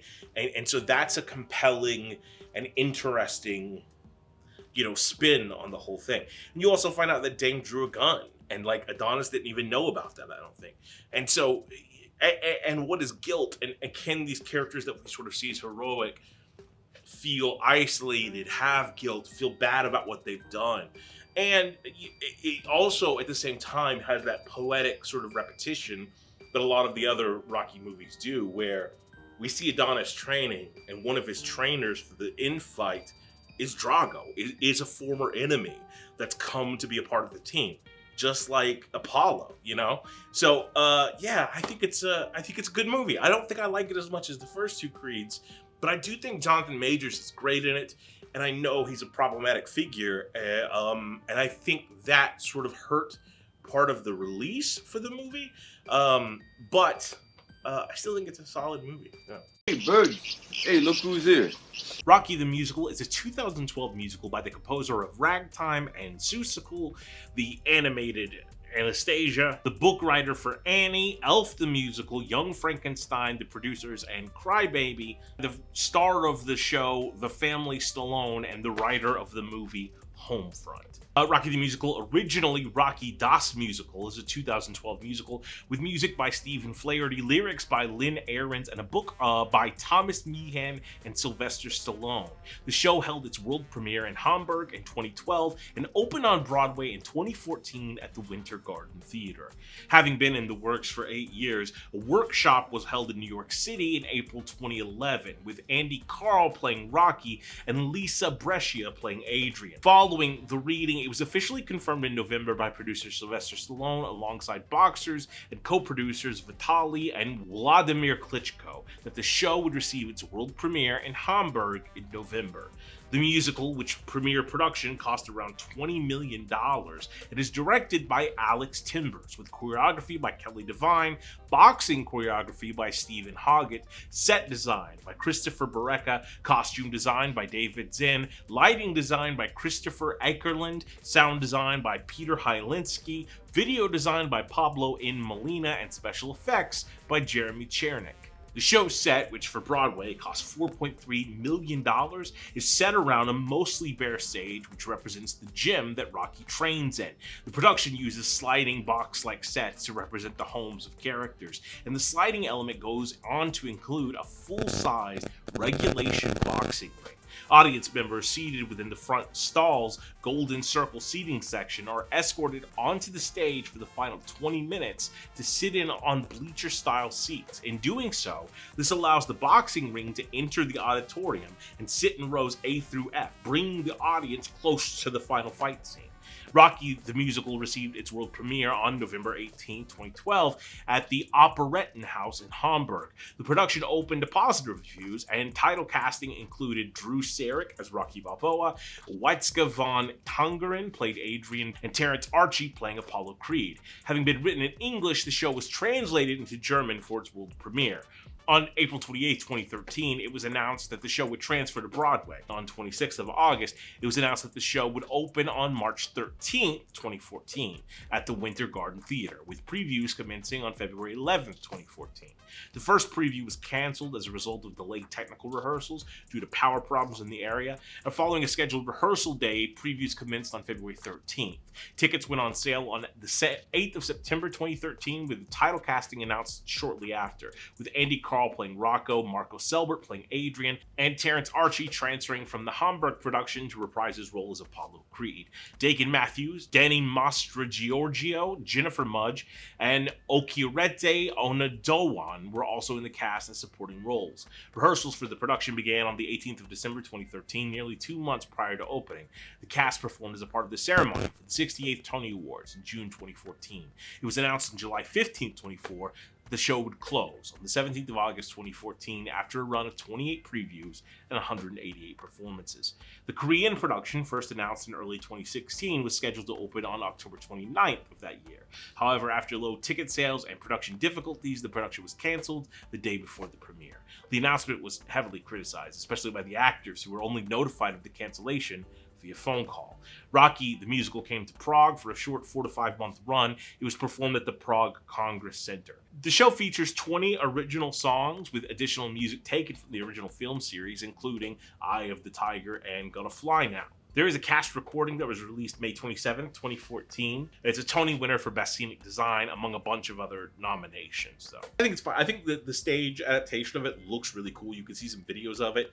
But as far as the music, nothing really hits as like a standout to me personally. But I did enjoy watching it, and the lead was in Law & Order, I think SVU for a while, so that's cool. Jerry Simpson. Craziest man is champion in the world. Rocky video games. And there are tons of Rocky games, and tons of games that Rocky appears in. On December 13, 2006, it was officially announced by Ubisoft and MGM that a new Rocky video game titled Rocky Balboa was to be made exclusively for the PlayStation Portable handheld console. It was released on March 20th, 2007 to coincide with the Blu-ray and DVD release. Characters from the Rocky universe are also featured in Big Rumble Boxing, Creed Champions, released in 2021, Creed Rise to Glory, 2018, a virtual boxing game, Rocky, December 2016, a mobile game, Rocky Legends 2004, released on both the PlayStation 2 and the original Xbox. Rocky in 2002, based on the movies up until that point. Rocky, a 1987 game based on the initial first 4 movies for the Sega Master System. Rocky Super Action Boxing, 1983, a ColecoVision game based on Rocky 3. Rocky, the 1982 pinball game, and then several Rocky board games. And if I missed anything, here's a bunch of shit. I think we make a real sharp couple of coconuts. Rocky books. The novelizations of Rocky. The original Rocky was novelized, written by the creator of The Ultimate Beastmaster and writer of Dawn, Portrait of a Teenage Runaway, and former pro wrestler Julia Sorrell. The only really big difference to me was how the book went into a deeper relationship between Rocky and Gazzo. Gazzo's driver didn't really like Rocky, but Gazzo didn't care for his opinion, so Gazzo was the only one who really believed in Rocky from the get-go. And we see how everyone wanted to leech off Rocky after he got his shot. We see how people sort of feed into that. We also had the surprise visit of Creed into Mixed Gym for a press conference, and how other fighters, mainly Dipper, who was a heavyweight fighter in Mixed Gym, felt that he deserved the shot and not Rocky. how he tried to sabotage the press conference because he hated Rocky's guts. So we see some more of that interplay. And there's also a great scene with Rocky nervously riding up the elevator to Apollo's office when he still thinks he's being sought after as a sparring partner. And so we sort of get into Rocky's head. The final fight, which is so it's big in the movie. It's kind of lackluster in the book. Rocky 2, the novelization written by the writer of Rhinestone. It's written in Rocky's voice, so you love that the entire time. Rocky 3, the novel, was written by the producer and host of The Contender and Robert E. Hoban.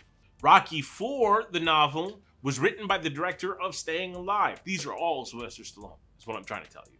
A novelization was published by Ballantine Books in 1985. Sylvester Stallone was credited as the author. The novel included some backstory for Drago and his wife. Drago was a former coal miner who had come to the government's attention after being featured in a party promotional film about mining. Ludmilla, born in Kiev to a party official, had begun training to become a swimming Olympic champion when she was 9 years old. It explains why Paulo was so obsessed with this publicity tour that he didn't train enough for the actual fight. In the novel, Adrian is pregnant again. Rocky sees himself becoming kind of like Mickey. And the beginning of the novelization is actually kind of different than the movie. It starts off with Apollo and Rocky in the showers, and then flashes back to the Rocky Clubber Lang fight before going to Apollo and Rocky's friendly match in Gold Mills. In this one, the Russians don't suddenly just have a press conference. The book actually shows them on the plane and arriving in the airport and that entire journey prior to the press conference. There's good descriptions of each of the Russians as we see them through the eyes of one of the flight attendants on the plane. There's a lot about Cora's marriage to Apollo, and it sort of describes how their marriage operates and gives Cora more of a fleshed out character, whereas Apollo is the showboaty sort of figure. Cora is very quiet and measured and sort of down to earth. So yeah. Look at this. I got 21 stitches over this left eye. Kara Simsek is the 1985 Turkish film, also known as Black Lightning, which is what the name translates to, or the Turkish Rocky, because it is a Turkish remake of the film Rocky. It's a prime example of something called the Turksploitation movement, which was a movement in the 1980s of mockbusters, where the independent scene of filmmakers in Turkey of the time would take American big-budget franchises and remake them, because the idea of Western copyright wasn't really enforced in Turkey at the time, and they knew it was a good target way to get audiences in the theater. Now, this was an unlicensed remake, but given that, it still used the score of Gonna Fly Now within the film itself. And it's sort of notorious for being a not great movie with some poor editing choices, poor lighting choices, and at times feeling kind of disjointed. The film was written and directed by, and I'm gonna pronounce this name wrong, Setten Inak, who was the writer and director of this film, but also did a movie called The Man Who Saves the World, which is the Turkish version of Star Wars. Now, he is an extremely interesting figure. He was a lawyer, studied Turkish law, and then wrote a script for a Western that he made, and then got into making porn, and then got into making action movies, and his IMDb is fucking huge. This dude did all kinds of movies, from comedy to musical, Western, action movies, documentaries, religious movies, porn, everything. And it stars, and I'm totally gonna mispronounce this as well, Serdar Kebapsala, or something like that, who also starred in the Turkish versions of Rambo and Commando. And then one other movie called Kill Man. I don't know if that's a mockbuster or not. This movie is readily available on YouTube, but the problem is I don't speak Turkish, so I had to reach out to somebody that did. So, how should we start? Yeah, so thank you. So you watched this film for me. How was it? Well, it was an interesting watch because it's such an old, nostalgic movie. It was kind of an amateur one, I would say. Okay.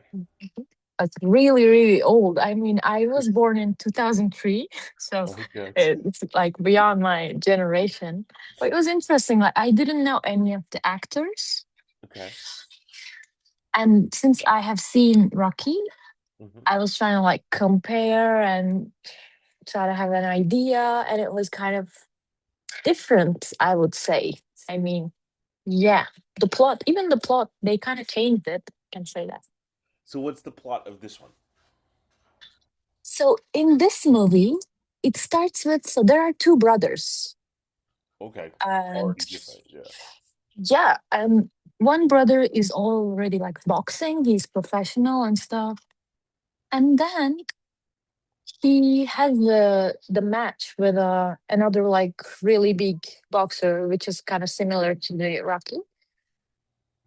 And after that, they poison him during the match, which is, I don't know where it came from.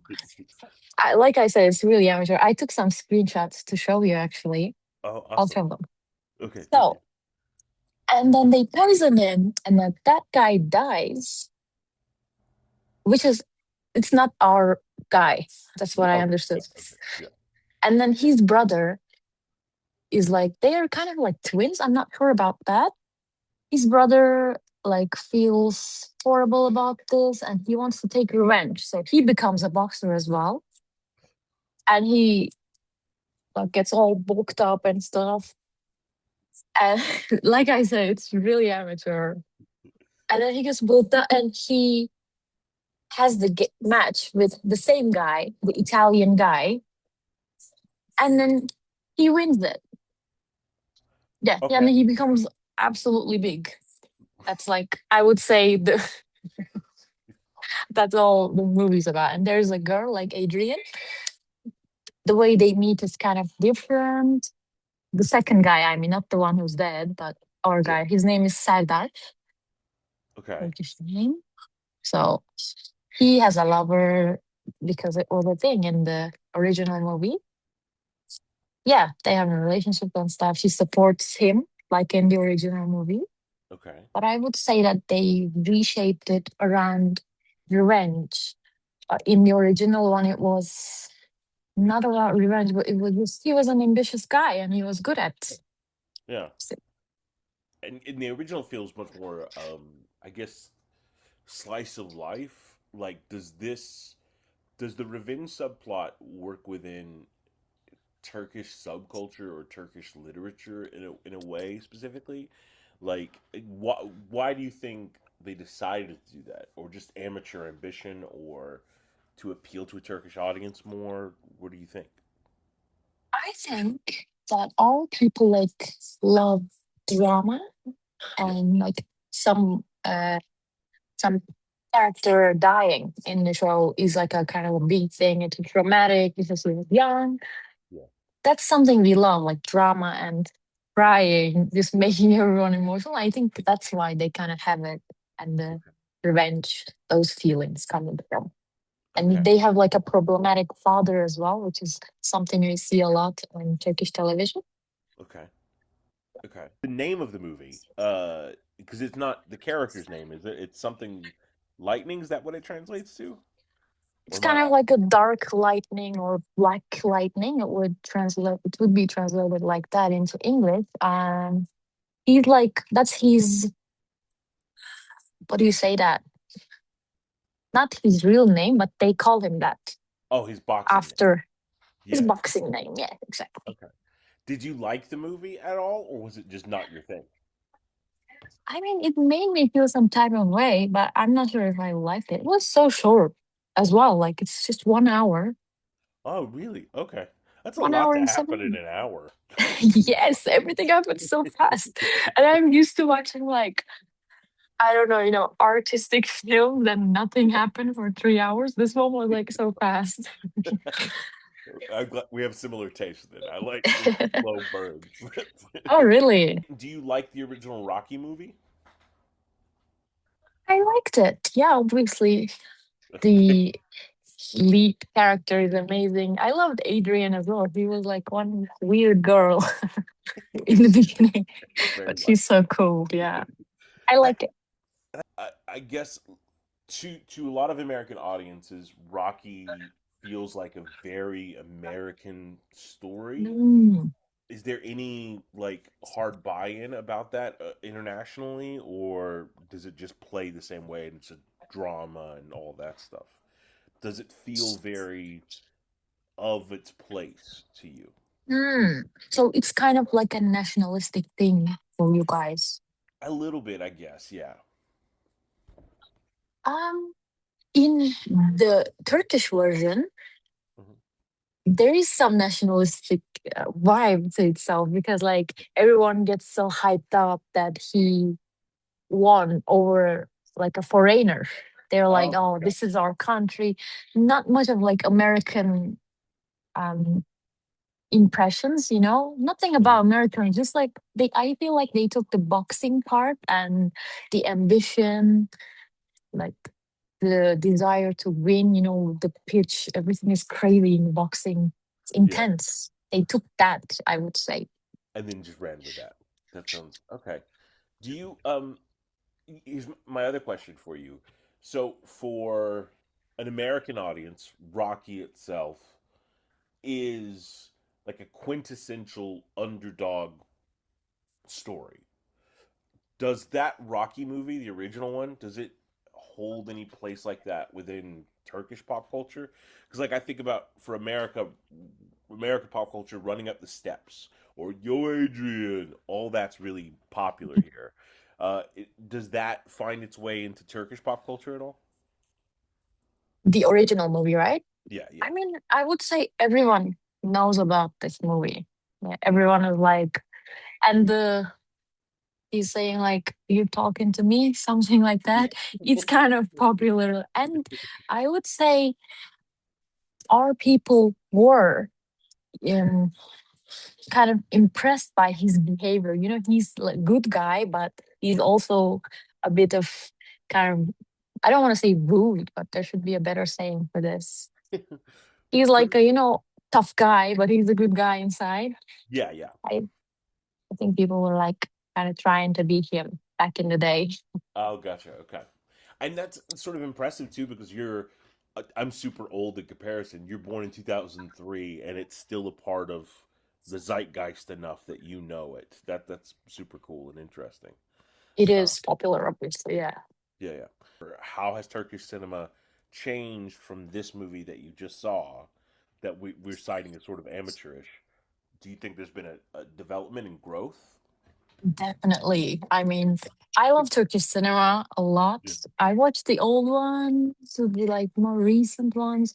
You have some good directors like Nuri Bilge Ceylan or Zeki Demirkubuz. They are like, I would say, the biggest two directors. And I love a movie called Kader, which means fate in English, which is really dramatic and like real life. And That's awesome. yeah. Yeah. Have you ever seen any Turkish movies? I don't know that I have. I need to. Yeah, I need to check out some more Turkish movies. Then, yeah, like as you were saying it, I don't recognize the directors, so that's okay. I need to do that. So, Faith is the movie I'm going to check out. That's going to be my first one. Fate. Yeah, it's a good one. It's like quite dark. Okay, I like dark stuff, so I'm good with that. Is there any particular scenes or anything that stuck out to you as memorable, or do you think the movie was subpar, or how do you feel? Um, I'm not sure if I, it's like the ending, like the Rocky, was kind of touching, I would Okay, say. okay. Like, I'll show you a few stuff. Like, this is our guy, for example. Can you read my screen? Um, I can't see your You screen. can't? Um, Oh, can you there it see is. it now? Yes, ma'am. Okay, so this is our guy. Okay, he's got a very Rocky vibe. Okay. He does, right? That's Yeah. good choice of actor here, I guess. Yeah. Right. And this is the guy that he fights with. His name is Martina. I just took this screenshot to remember him. Okay. And like I recorded this scene, he's kind of preparing for the game in a crazy Oh, way. Look at him. yeah. But he's even dressed like Rocky does in the movie. Okay, cool. And yeah, the running scenes were kind of similar. I guess that's all I took from the movie. Yeah. Maybe you'll have like a visual thing to remember from it. Absolutely. And I love that one guy's beard. It was so clean. Um, Awesome. And so, is there anything that was stand out terrible about the movie that you hated? Um, I think things were like moving too fast between the scenes. Okay. It may look like not very realistic or just bizarre, just like things happening too fast. Okay. That would not be the best part about the movie, yeah. Yeah, it didn't give time to breathe because it just rushed through everything. All right, cool. Yeah, that's all I wrote down. I mean, the other things are not very, it's just some Turkish culture. It's implemented, like, I don't know, the pressure the guy is facing by his family, Mm. yeah, by his peers and stuff. That's kind of a Turkish culture thing. And nationalistic part, I told you already. What kind of pressure is it? Just the pressure to succeed, or what kind of pressure is he facing from his family?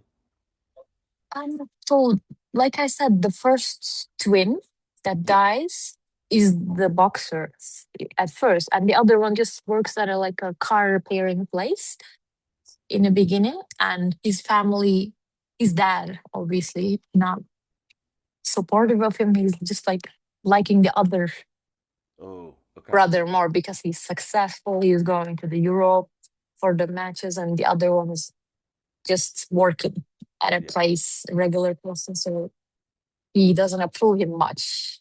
Okay. Gotcha. That's And kind of the pressure. And does the dad pressure him into revenge at all, or just to be successful, or and is there ever a conflict for him to, you know, go against his dad in that pressure, or does he just fall in line with it?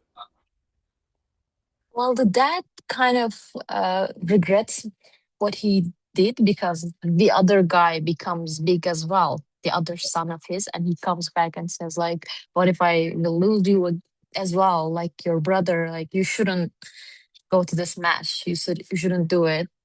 Okay. He's kind of regretting, but so like, and that dies as well. And I have The- no idea why they killed him. Like during the match, yeah. somebody just stabs him, like What? guy in suit.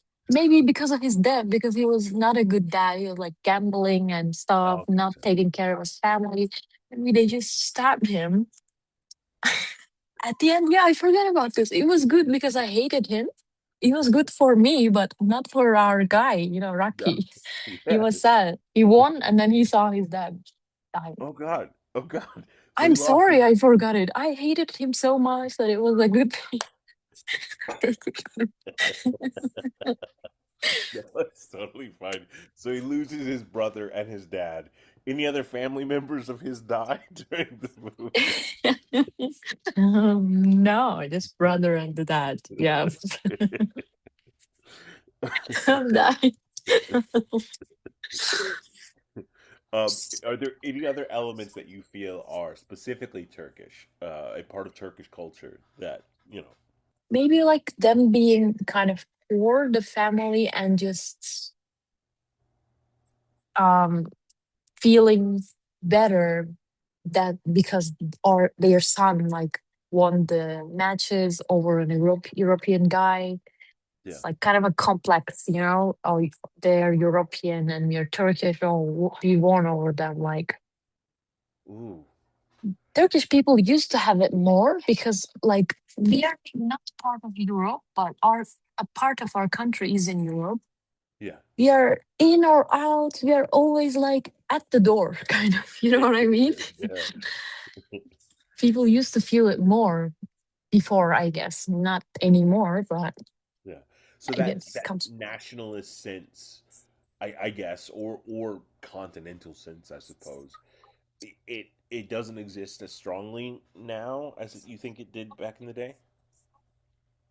I don't think in my generation, no, Okay. but it used to be different, I guess, Yeah. back in the day.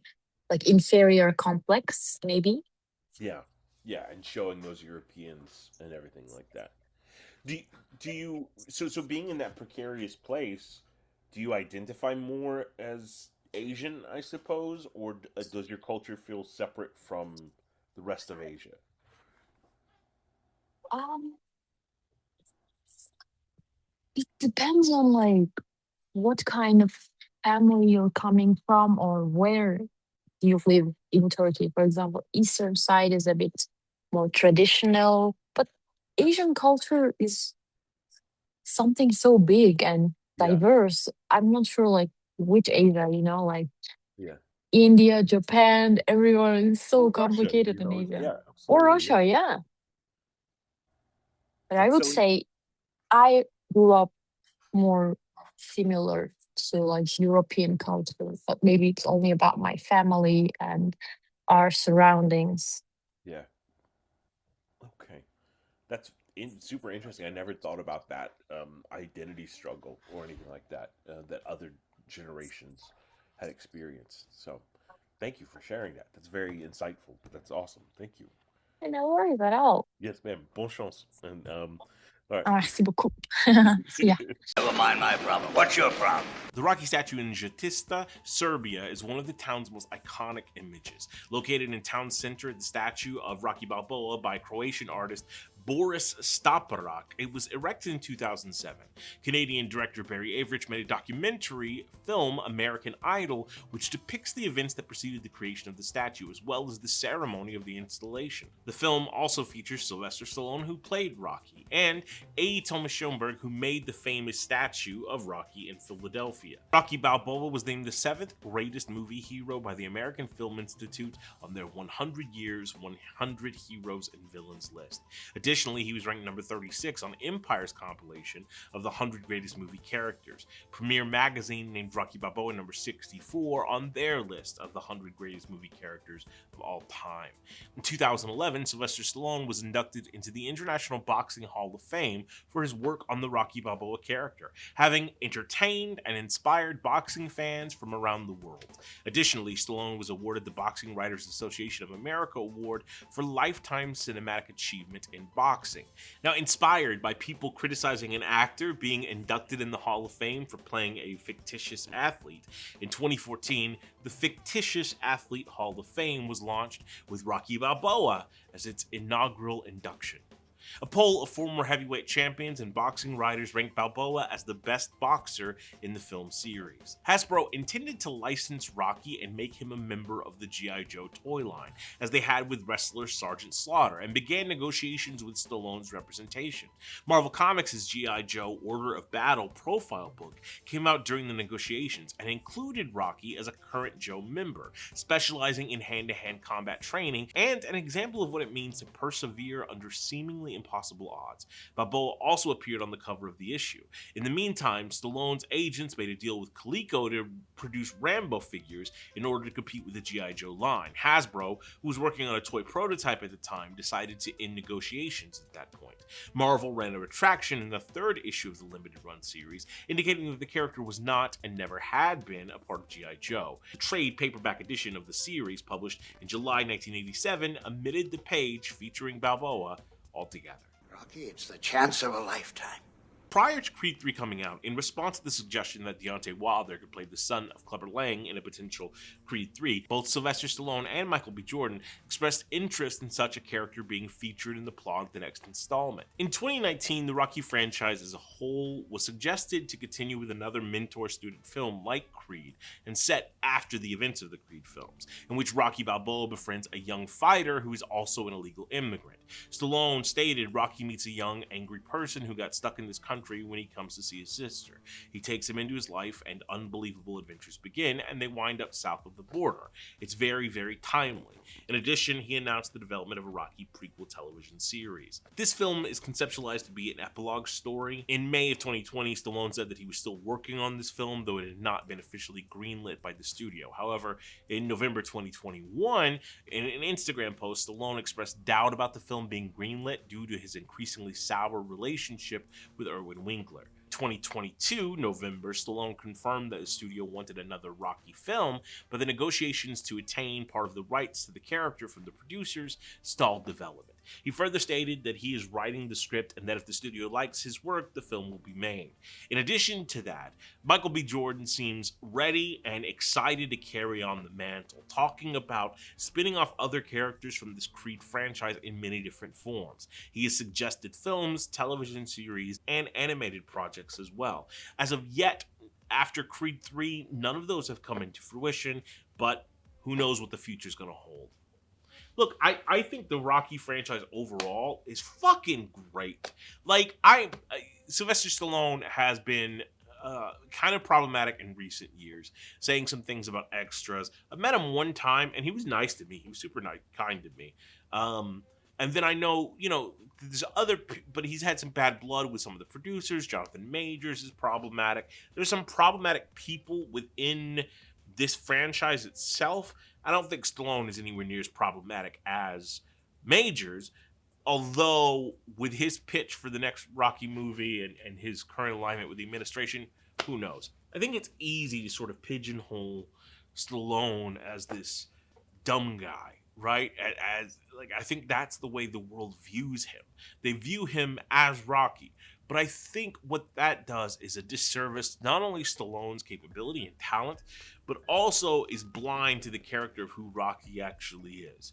The thing I love about these movies is it's Star Wars, like in all of the best senses. Like George Lucas has this famous quote about it rhymes, and I keep thinking about that while I watch these Rocky installments. Every time you see one, themes and ideas and even bits of dialogue keep coming up in new and interesting ways, and they always pay homage. Like Rocky feels like the franchise that was designed to have legacy sequels, because so much of it is about legacy.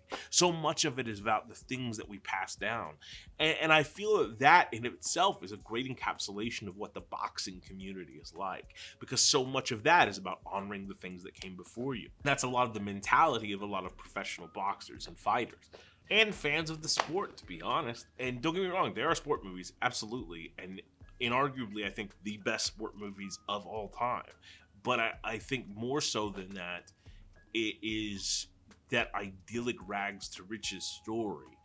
And especially in the first one, especially in that first Rocky movie, it is about a common class of people and what they have inside of them and what happens when they are brought to a global stage. I think over time, the movies sort of lose sight of that, of the commonality of Rocky, of how he is the everyman. But I still think it never goes Rambo style, where he can single-handedly take down an army. He still has to suffer pain. He still is conflicted and inflicted with the limitations of man. And I think that that's what makes this such a fucking amazing, inspiring watch. Yeah, I would watch every goddamn one of these movies. And it's not to say that there is no other great underdog story in cinema, but none of them ever live up to the monolith that is this one. And this one that makes a franchise out of it, right? I think closest is Die Hard, because again, John McClane is an everyman sort of idea, but this is the drama version of that. This is the dramatic sports version of that. And, also, those first two Creed movies, and even with Michael B. Jordan, they're all helmed by really amazing directors that really have visions and ideas of how they want to portray something, of the stories they specifically want to tell. Big fan of the series. Thank you so much for watching. I hope you enjoyed the series as well. Is there a series that you want me to talk about? It's been a long time since I did one of these videos, but I'm trying to get back in the swing of things. Yay! Make time for doing things you love. You know what I mean?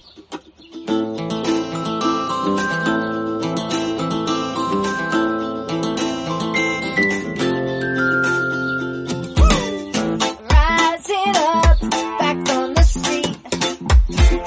Did my time, took my chances. Went the distance, now I'm back on my feet. Just a man is built to survive. So many times it happened too fast.